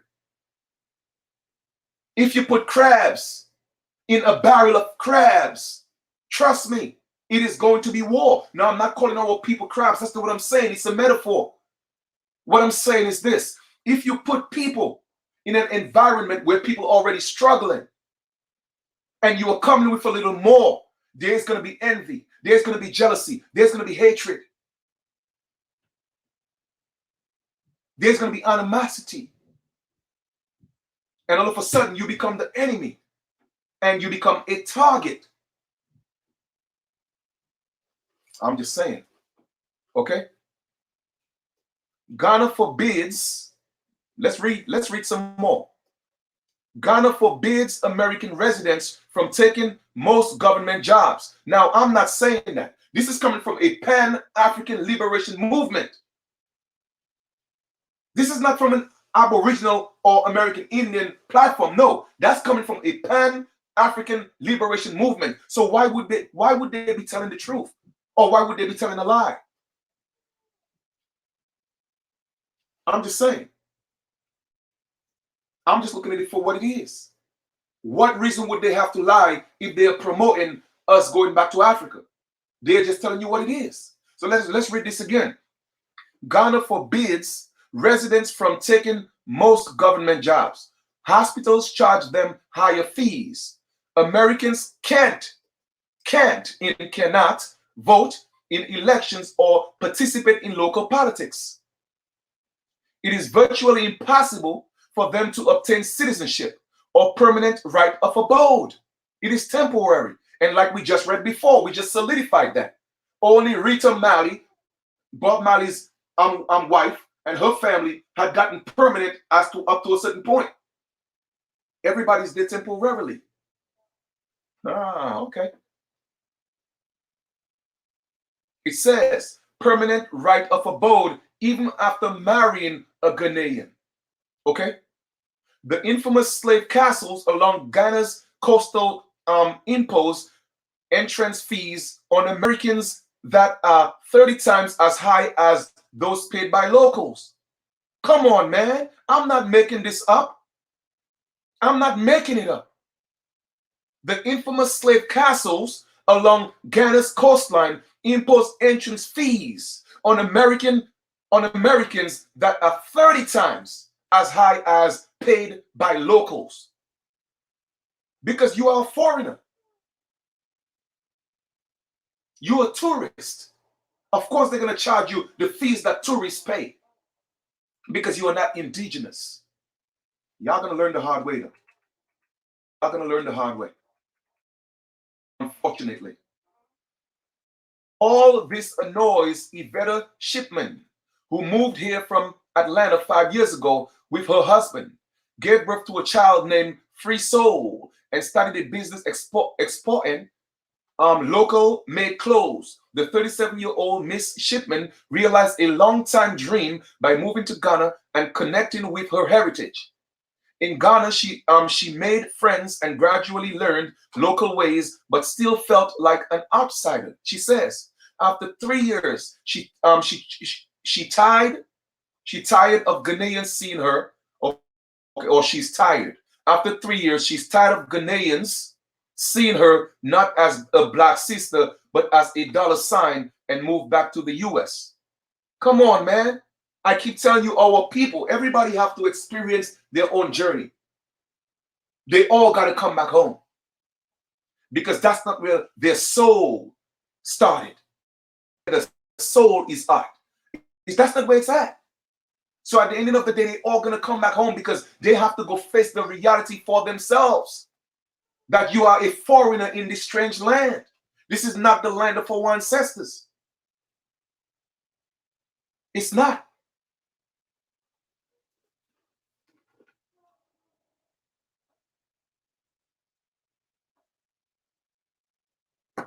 All right, let's proceed here. Okay. The gulf between Ghanaians and African Americans seemed to narrow a bit 2 years ago when Ghana's President Jerry Rawlings stood alongside President Bill Clinton during a visit to the United States and declared that any black African American who wished to live in Ghana was welcome and eligible for citizenship. Mr. Rawlings' declaration, his way of demonstrating solidarity with American blacks, was widely reported at the time, igniting a record of level of interest in Ghana among African Americans. But Mr. Rawlings failed to make good on his promise of citizenship. Neither he nor John A. Kufuor, if I'm butchering that, my apologies, who succeeded him as president in January, will talk about the possibility of giving citizenship to African Americans. The required legislation failed to win approval under Mr. Rawlings and is now considered deed. We feel very betrayed, says Victoria Cooper, who heads the African American Association of Ghana and is a partner in the Accra office. Price Waterhouse Coopers.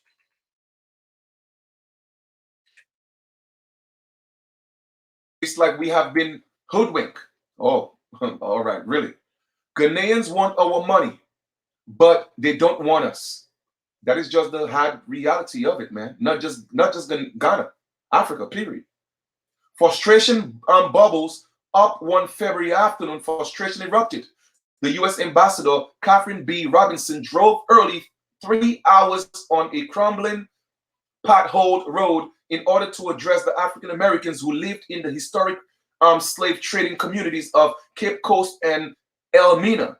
While the gathering was billed as an annual visit to report on Ghana, Miss Robinson's actual purpose was to meet the vocal African Americans there. In an outdoor restaurant called Mabel's Table, set against a breathtaking stretch of rocky Atlantic coast, the ambassador peered out a 30 residents, all but 4 of whom were black.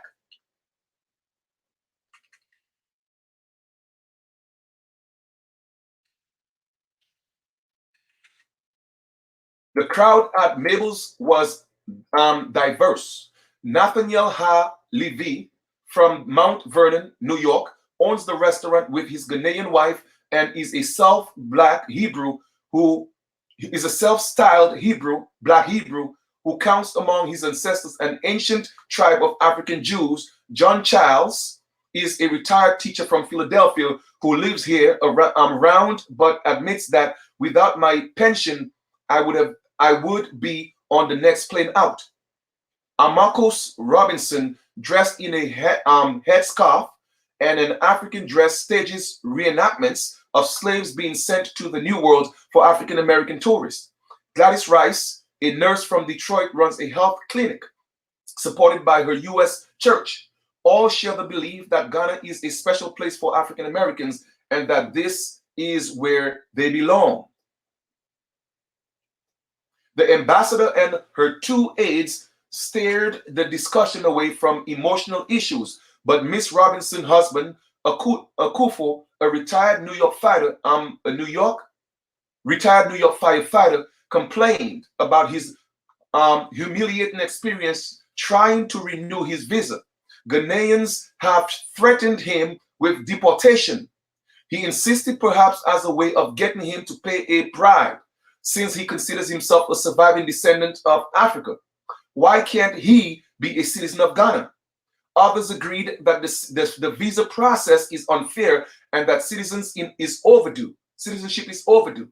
The ambassador was sympathetic, but said this was a matter for Ghanaians to decide. And that's a problem since most Ghanaians feel they owe nothing to African Americans, seeing slavery as a legacy of Europeans and African Americans, not Africans. Man, if y'all think it's a game, because like I said, y'all gonna learn the hard way. Okay? Y'all gonna learn the hard way. All right?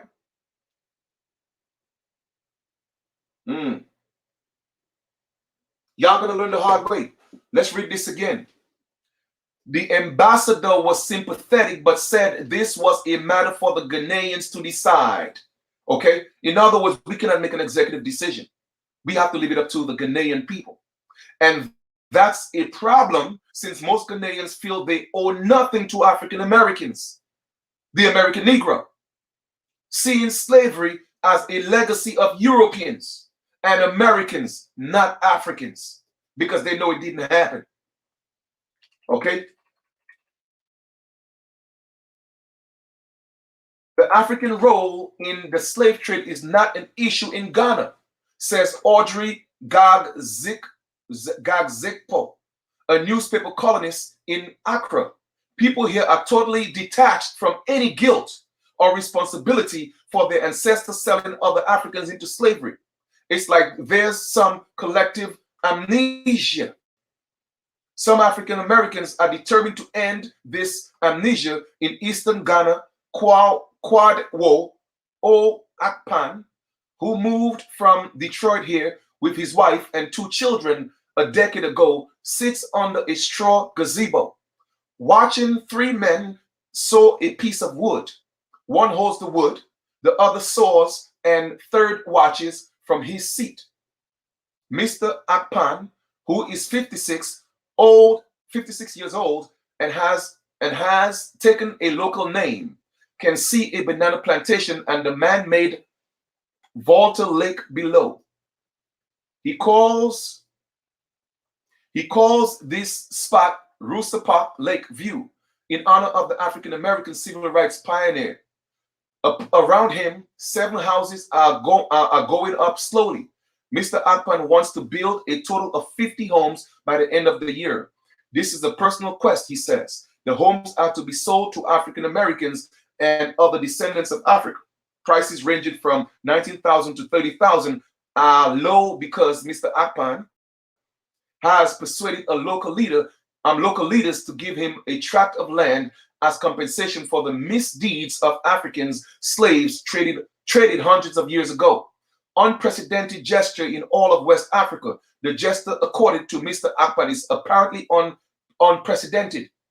In the village Akwamufi, a short drive from where he sits, a council of chiefs granted him use of the land. Use of the land, not ownership. There's a difference. Okay? One chief, Nana Dako II, who is Mr. Akpan's closest ally, says his presence represents a revisitation of our people who left these shores. Why not accept our own people back? I agree.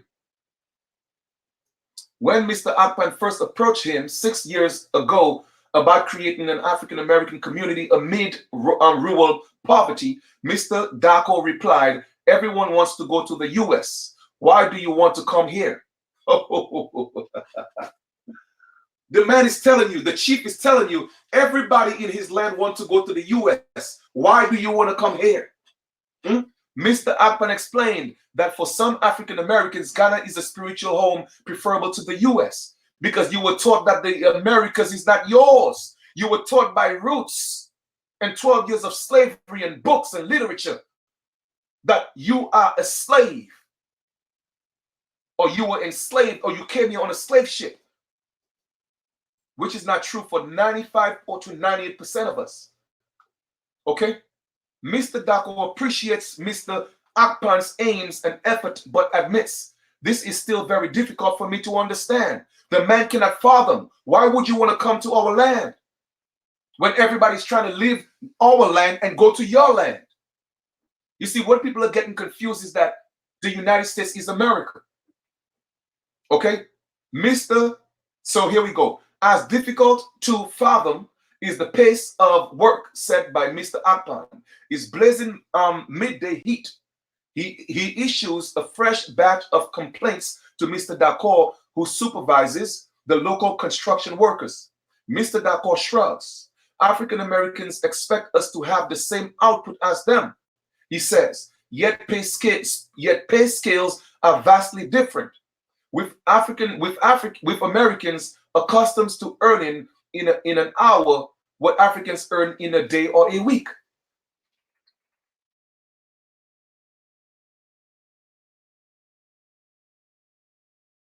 Mr. Akpan, meanwhile, must keep expectations from running out of control. The locals, who are normally limited to such jobs as harvesting bananas and $1 a day, hope he will be followed by hundreds, perhaps even thousands of well-heeled African Americans. Posterity should come in their wake, they think. Yet such a torrent seems unlikely given the remote location of Mr. Akpan's settlement, 90 miles over poor roads of Accra. Still, Mr. Dako hopes his community will benefit from African American interest, though how this will happen remains a mystery. We have never done anything like this, he says, so we don't know how it goes. Persuading Ghanaians to experiment may be the best hope for African Americans in Elmina, the seaside town where the ambassador spoke. Eric Thompson produces vegetarian foods, prodding Ghanaians to diversity their starch and meat heavy diets in a rented bungalow 100 yards from the ocean. He and several Ghanaians women every morning whip up an array of yam balls, fruit cakes, banana breads, and ginger-laced soy milk. A menu that was never seen in these parts before his arrival. The food is sold to businesses and restaurants along the coast. All right, I'm just gonna read a little bit more of this, and then I'm gonna proceed. I'm just gonna stop reading because I got that in the link. Y'all can read the rest. All right. The 40-year-old Mr. Thompson, who goes by the name of Shabazz, wears his hair in dreadlocks and sports a small tattoo above the bridge of his nose. He moved here 4 years ago from Atlanta, where he ran a record store in a neighborhood so rough that he never worked without a handgun. When a friend was gunned down, he decided to leave for Ghana, where he hoped to find tranquility as well as roots. Way with the locals, Mr. Thompson was provided adept at winning over locals, making common cause with the leading physician in the town and even some village herbalists who dispensed drinkable bitters that helped with the variety of ailments. And he's preparing to build a small school in Elmina, where he plans to teach local children about nutrition.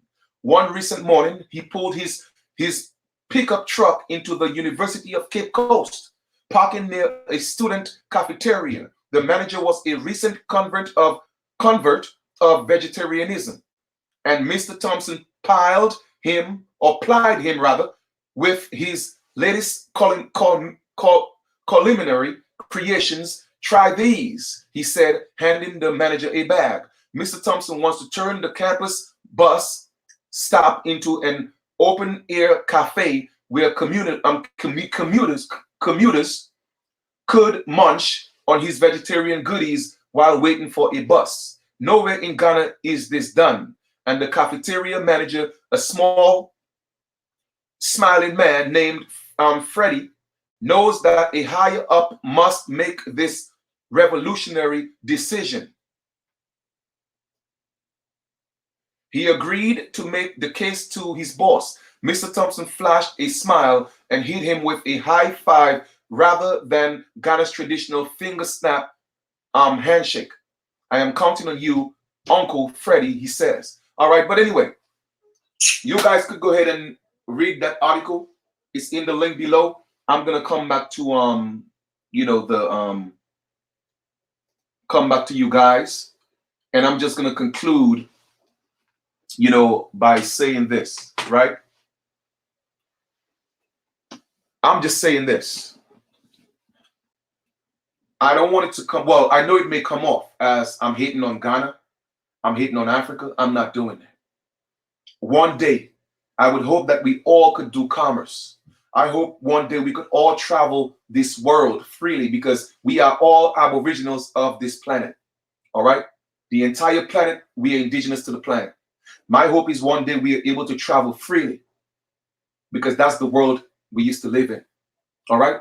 But right now, American aboriginals don't need to be lured into a foreign land that's not theirs, that our ancestors didn't come from, under the guise of this over exaggerated transatlantic slave trade that took place. It was highly impossible.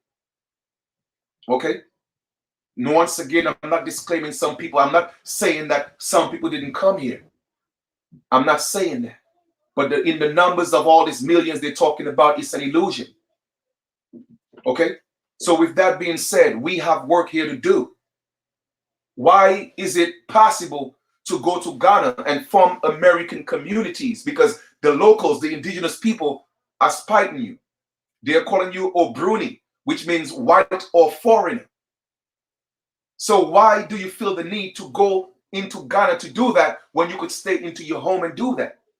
You see, because we were taught not to appreciate what's ours. Also, we were taught that it's not ours. So that's what colonization did.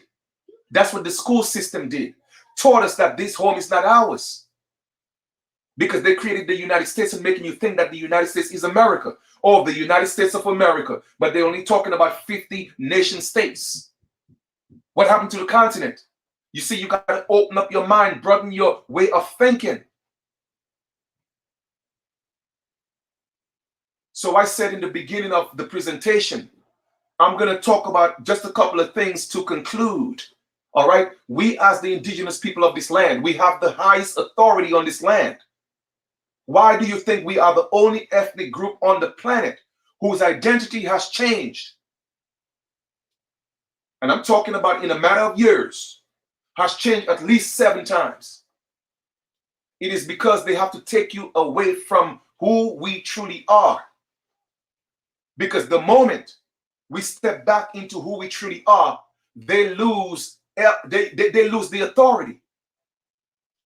So they have to keep you as subjects. So now let's bring this into 360. The reason why history is repeating itself is because the indigenous people are waking up.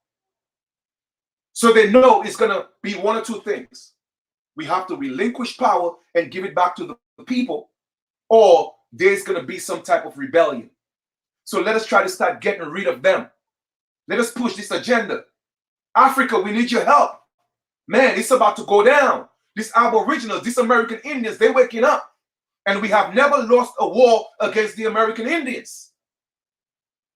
They are warriors in their blood. Not just the men, but the women. So they reached up to Africa. Now, we got to devise this plan, family. Let's get it done.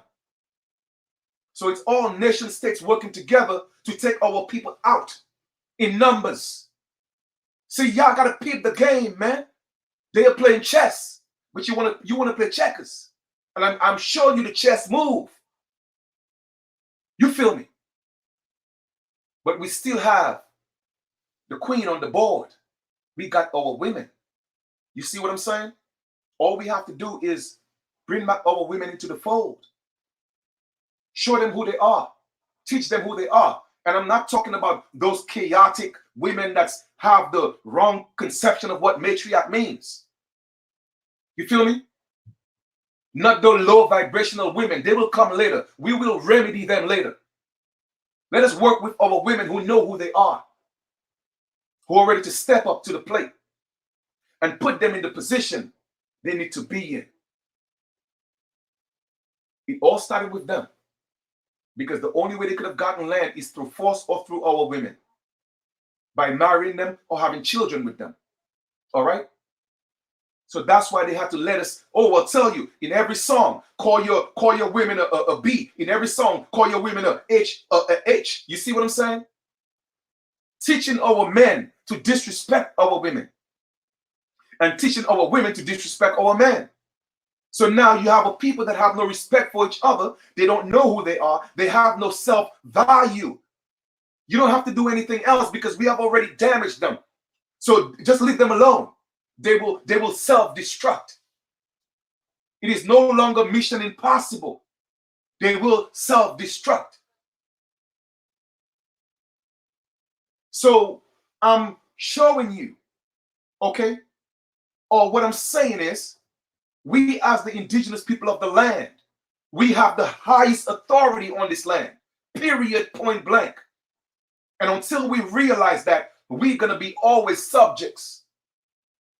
And the truth of the matter is, they're supposed to deal with us from a government to government basis. That's the law.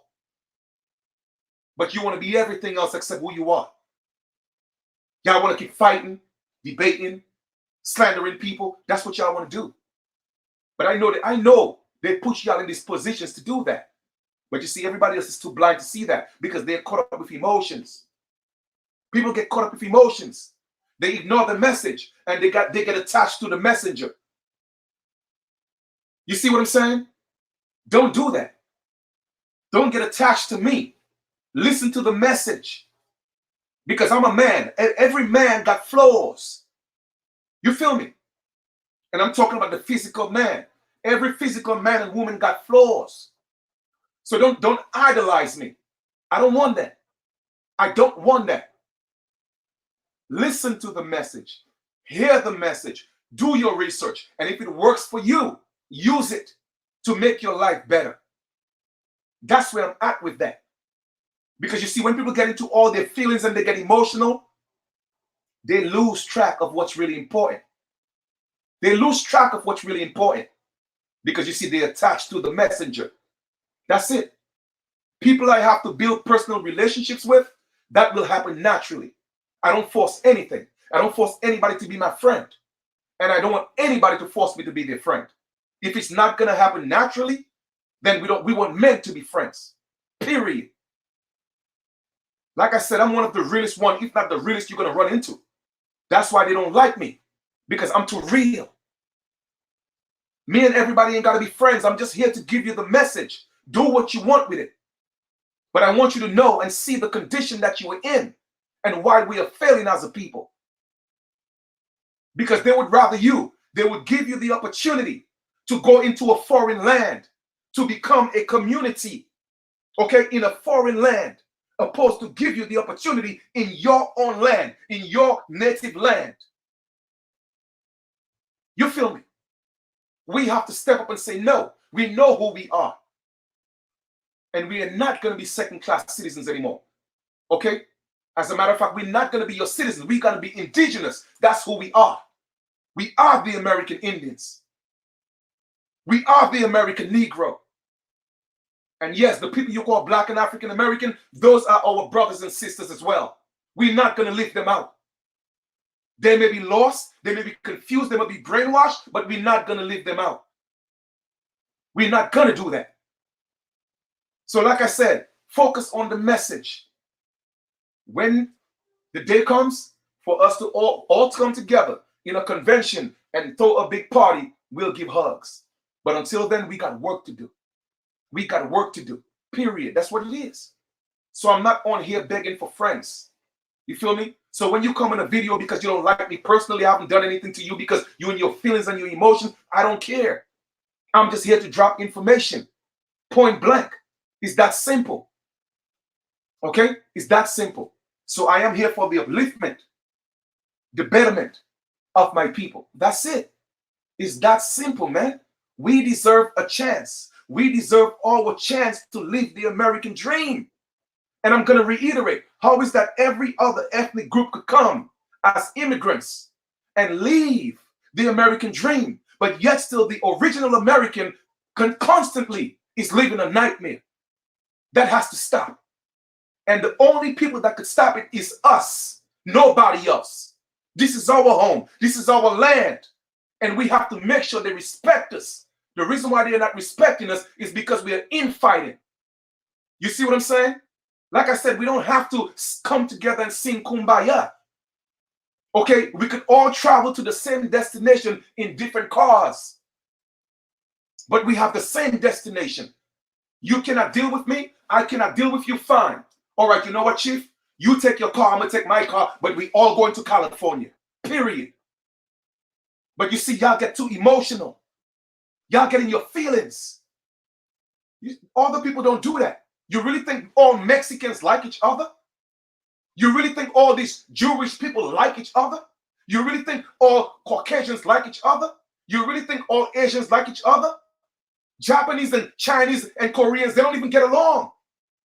But they know they're Asians, and they will come together so that they could strive as Asians. Mexicans, they don't like each other, but they will come together, 2,000 Mexicans, and move a whole building. But no, not the American Negro. Oh, I'm in my feelings. Oh, he's this. Oh, she's that. Man, let me tell you something, man. Don't blame nobody for the position that you're in. You are responsible for it. Nobody else but you. Because of your bad-minded ways. Your heart is poisoned. So I'm not going to, like I said, I'm not going to play these games with y'all, man. I'm not going to do that. Because we sit around and always complaining, fighting for civil rights. We are not civilians. Why are we fighting for civil rights? Come on, man. We fighting for something that the Most High gave us. What's wrong with y'all people, man? I mean, yo, and like I said, I'm not upset. That's just the passion and the fire in me, man. That's just all it is. Because I know what our people could do. I know what we have done. All of this, no matter where you go, we gave it to the world, family. We gave it to the world. How is that we are not getting the respect? I am getting ready to put a collage of information together about hockey. Guess who started hockey? Our people in Nova Scotia. How many of you knew that? Everything. But yet still everybody take everything from us and they want us to think we ain't nothing. But they know what we gave to them. It's about time we step up and say, you know what, now, we are not asking you for rights. We are demanding our rights. We are demanding our respect. Period. That's the only way it's going to happen. Stop begging for what's already yours. Stop begging for it. You want handouts. You know, you have to go pay $80,000 to get a degree, and then when you get the degree, oh well, you know what? You are not qualified enough. You need experience. What you mean experience? I just went to school for 8 years. It just cost me 80 grand. Now you're telling me I need experience? When I could have just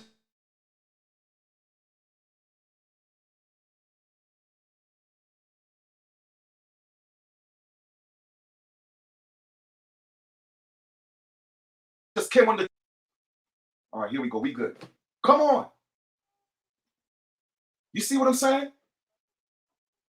We got to stop begging for handouts, man.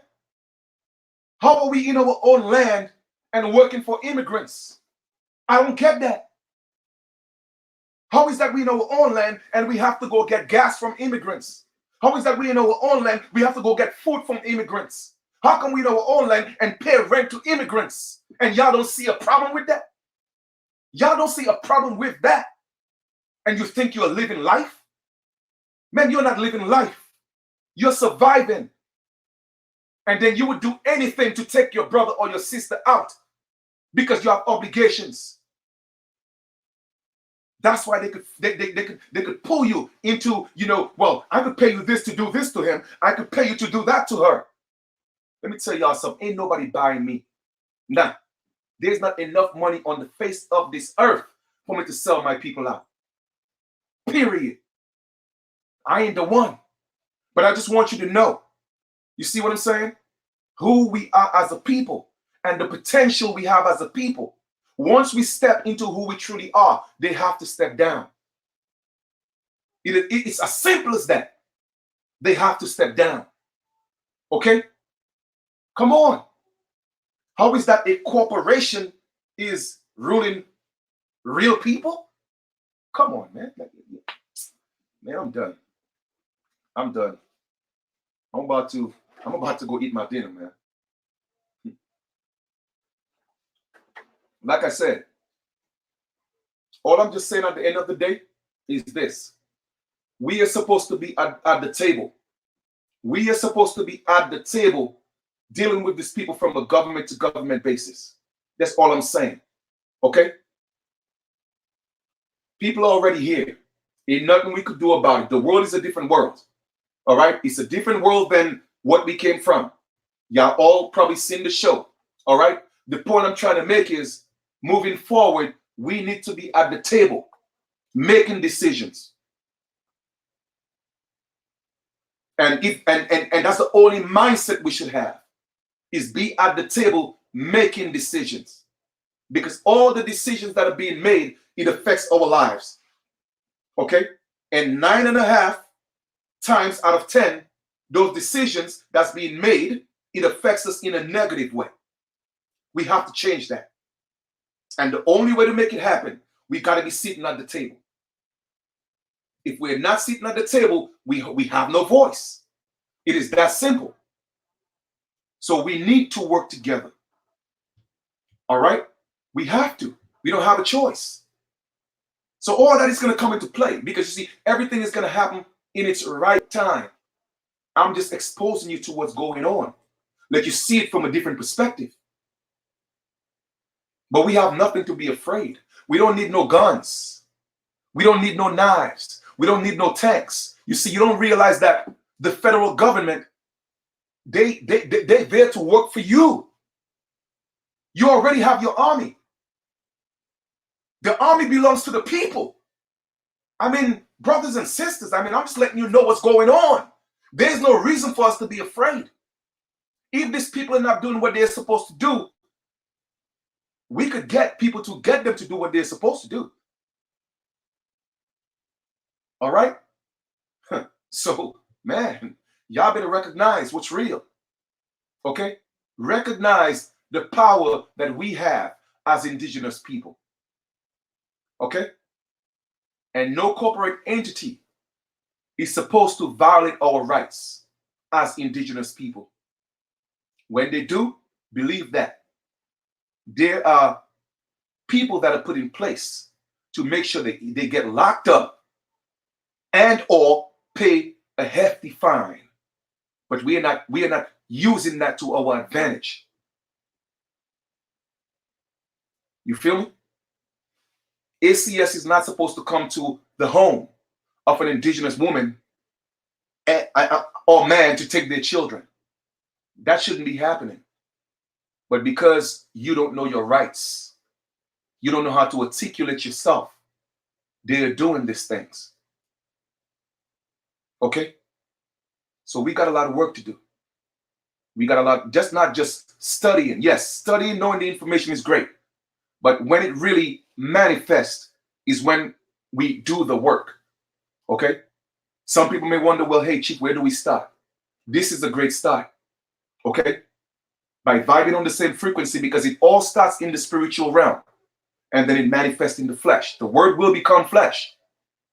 All right? So it's going to happen.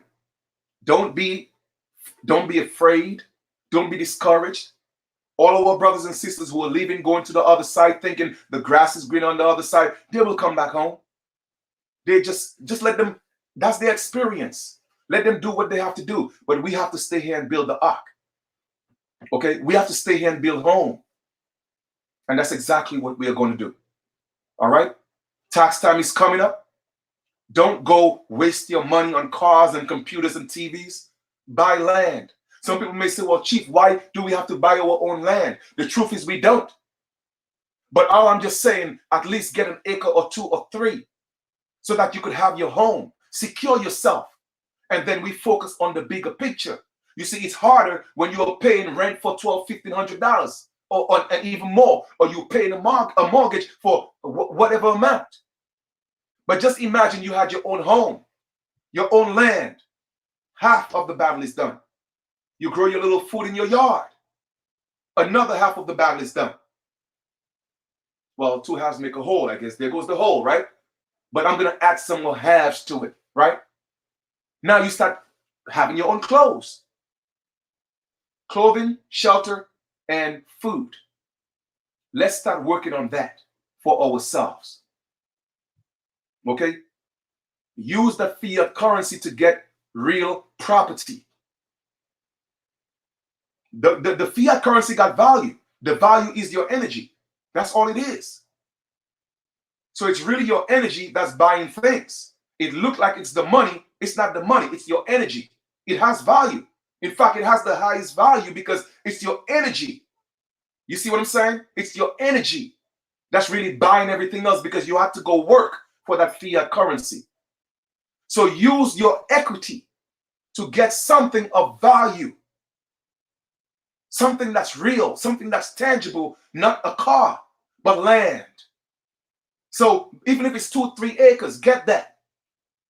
Because your own land is your own laws. I'm going to repeat that. Your own land is your own laws. It's that simple. So stop wasting your fiat currency on all these materialistic things because that's what they taught us. We have to stay changing our mindset, family. Christmas came. How many of y'all bought some land for Christmas? But I'm certainly sure under your Christmas tree had 47,000 toys. Well, that must be a big Christmas tree, but you know what I'm saying. We have to start redirecting our thinking. You dig? It don't have to be a million of us. 2-3 people come together, buy 3 acres. Well, you know what? I can't trust my people. Well, you know what? Create a trust. That's what a trust is there for. You don't have to trust me. I don't have to trust you. But let's create a trust. Put it on paper. Get it notarized. Get witnesses. And then start building the trust within each other. But no. You see, come on, you see, people who know don't operate like that. You have strangers coming together, doing business. How do you think they're being so successful? They don't trust each other. No. It's because they put everything down on paper. And everybody's held responsible or liable for putting their signature on that piece of paper in front of a notary and witnesses. So you and 2-3 people could come together, get 5-6 acres and create a trust and take that land, put it in the trust. Okay? Get your deed, get your land patent. You feel me? And you're an American Indian. You could challenge paying taxes for that. Why are we paying for our land? So now you got 5 acres between four or 5 people. Now you build your homes. Now you create this little community on 5 acres. Isn't that what everybody else is doing in our land? Come on, man. So now we are creating little communities where we have the same mindset. So now we could get together and meditate. Now we could get together and do rituals. Now we could get together and do what we got to do as a village. We have to bring back the concept of village. That's when we're going to be more successful. I'm just saying, man. You know, that's just what it is. You know, so at the end of the day, man, it's either we're going to get it or we're not going to get it. And it's about time that we get it. All right? 2020 is about vision. We still have some time to adjust ourselves. 2020 don't start until March 21st. All right? Where new growth starts. So we have some time to make adjustments. Okay? Stop making New Year resolutions when you don't have the solution. Because all a New Year resolution is a resolution. Go ahead and break up the words. Resolution, resolution is the same thing. How can you make a resolution or a resolution if you never had the solution? So let us start creating solutions for our problems. Focus on solutions and stop dwelling on the problems. The problems only exist because you gave them energy. You give them life. Remember, your words, your thoughts become your reality. So if we focus on the solutions, then guess what? There will be no need to make resolutions because we already have the solution. We have very creative minds. We are creators. Remember, we gave the world civilization. So why can't we give something to ourselves? Don't you think we deserve it? Don't you think our children deserve it? Do you think buying your son, your daughter an Xbox or a big screen TV to put in their room, do you think that's love? No. That's a fantasy, man. What's love is when you give them something that could last for eternity. You see what I'm saying? Something that could be passed down to your posterity from generation to generation to generation. From the moment you buy anything else, it depreciates. You buy that land, it what? It appreciates. Because the land appreciates us. And we appreciate the land. Now, don't get me wrong. I'm not saying that you cannot have beautiful things. I'm not saying that. But first, put yourself in a position where you are secure with your land. You have something that they can't take away from you. Then, if you want to treat yourself, why not? You deserve to have that Bentley. You deserve to have that Jaguar. You deserve it. Why not? We came here to have this experience and enjoy it to the fullest. So don't let nobody fool you thinking, oh, well, you have to be a poor man here first, and then when you transcend, then you're going to be a rich man. No, I'm not saying that. That's what pastors and ministers teach people while they're the ones driving the Benz and you taking the bus to church. That's not what I'm saying. All I'm saying is to secure yourself, get your land, build your home, grow your food. Now, once all that's done, by all means, pull up on your farm with your Bentley. I mean, you may have to wash the tires. I'm just saying, but all I'm just saying, you deserve the best. We deserve the best. After all, we gave it all to the world. It's time to give ourselves something. It's time for some self-love. It's time for some self-healing. Charity begins at home, family. Even on an airplane, if a plane is actually going to sink or crash, the first thing when they read the rules or I think it's rules or whatever it is, they read and they tell you, well, if the plane is going to crash, the flight attendant, right? When they read the instructions, they tell you if the plane is going to crash, even if you have a baby with you, guess what? You have to take that oxygen mask and put it on your face first, not the baby. But some people may try to put it on the baby. And then you end up dying and the baby dies. So self-preservation is the number one law of nature. Preserve yourself. Love yourself. Take care of yourself. Heal yourself. It is not selfish to love self and do for self. No, it's not. It's not. It's only when you know how to do for self and love self, you're able to love others because you know what it feels like. You have to love you first. Appreciate you. Because whenever you just appreciate everybody else except yourself, they are being appreciated and you are depreciating yourself. You deserve more. So don't confuse that with being selfish. It's a thin line between being selfish and being selfless or appreciating yourself. Give yourself some hugs. Okay? Go in the mirror and give yourself a kiss. It may seem, like it's nonsensical. It may seem childish, but no, appreciate yourself. Love yourself. Go ahead and treat yourself sometimes. You don't always have to go out with somebody. No, go to the movies by yourself and buy a big bowl of popcorn and sit down and enjoy yourself. Love you. Only when you're able to do that, you're able to appreciate others who are just like you. Until then, you're going to take everybody else for granted. Okay? So with that being said, I think I've said a mouthful. All right? I've said a mouthful. So I will continue to bring information to you guys. All right?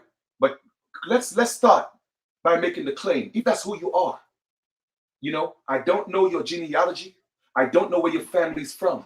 But if you know that grandma said, baby, you had a little Indian in you, or baby, you are the Indian, then you have every right to step up and be just that. And nobody have any right to take that away from you. That's what we have to come to. You dig. All right?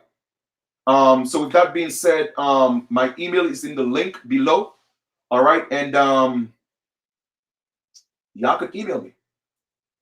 That's what I'm about. Again, it may take some time for me to return calls, because like I said, I have a lot going on right now. Honestly, but it doesn't mean that I won't have time to return. I always return my calls, all right, or my emails, because I know I got work to do. But I only want to vibe with people that's on a certain frequency. You did? That's it. That's it. Period. All right. So it's imperative that we find a way. Like I said, even if it's not a lot of us, it could be in increments of tens, increments of 20s. Come together, get 5, 10 acres. All right. And I'm saying, like, I know it's ours. I get it, Chief. We don't have to buy our land. I get it. But sometimes you have to pick your battles. I tell people I'm not focused on winning every battle. I'm focused on the war. That's what I'm focused on. So if I have to buy 2 acres, 3 acres to get a piece of mine, I know it's mine. All right. I know that that's where I'm at. This is me. Then I would rather do that. Build my home, get my solar panel, have my water system, growing my own food. Man, I mean, life would be grand. You did. America, thank you, thank you, thank you. Thank you for supporting the super chat. I appreciate that. I appreciate, love that. All right. And for those of you, like I said, who want to support, by all means, feel free to do that. I'll put the link in the chat for you. Go ahead and do that. And I'm about to conclude. As you can see, I was snacking. It's time for me to grub. All right, time for me to eat. I appreciate, love you guys, man. And like I said, I have found my purpose. I love what I do, and I'll continue to do it. I have a lot of great information that I'm going to be bringing to you periodically, working on some things. And like I said, everything that I know, I'm willing to share with you. All right. What is the point of one person having all the information? Nah, the information got to flow. Okay, it got to flow. So everything that I know, I'm willing to share. That's it. Because I really want our people to rise.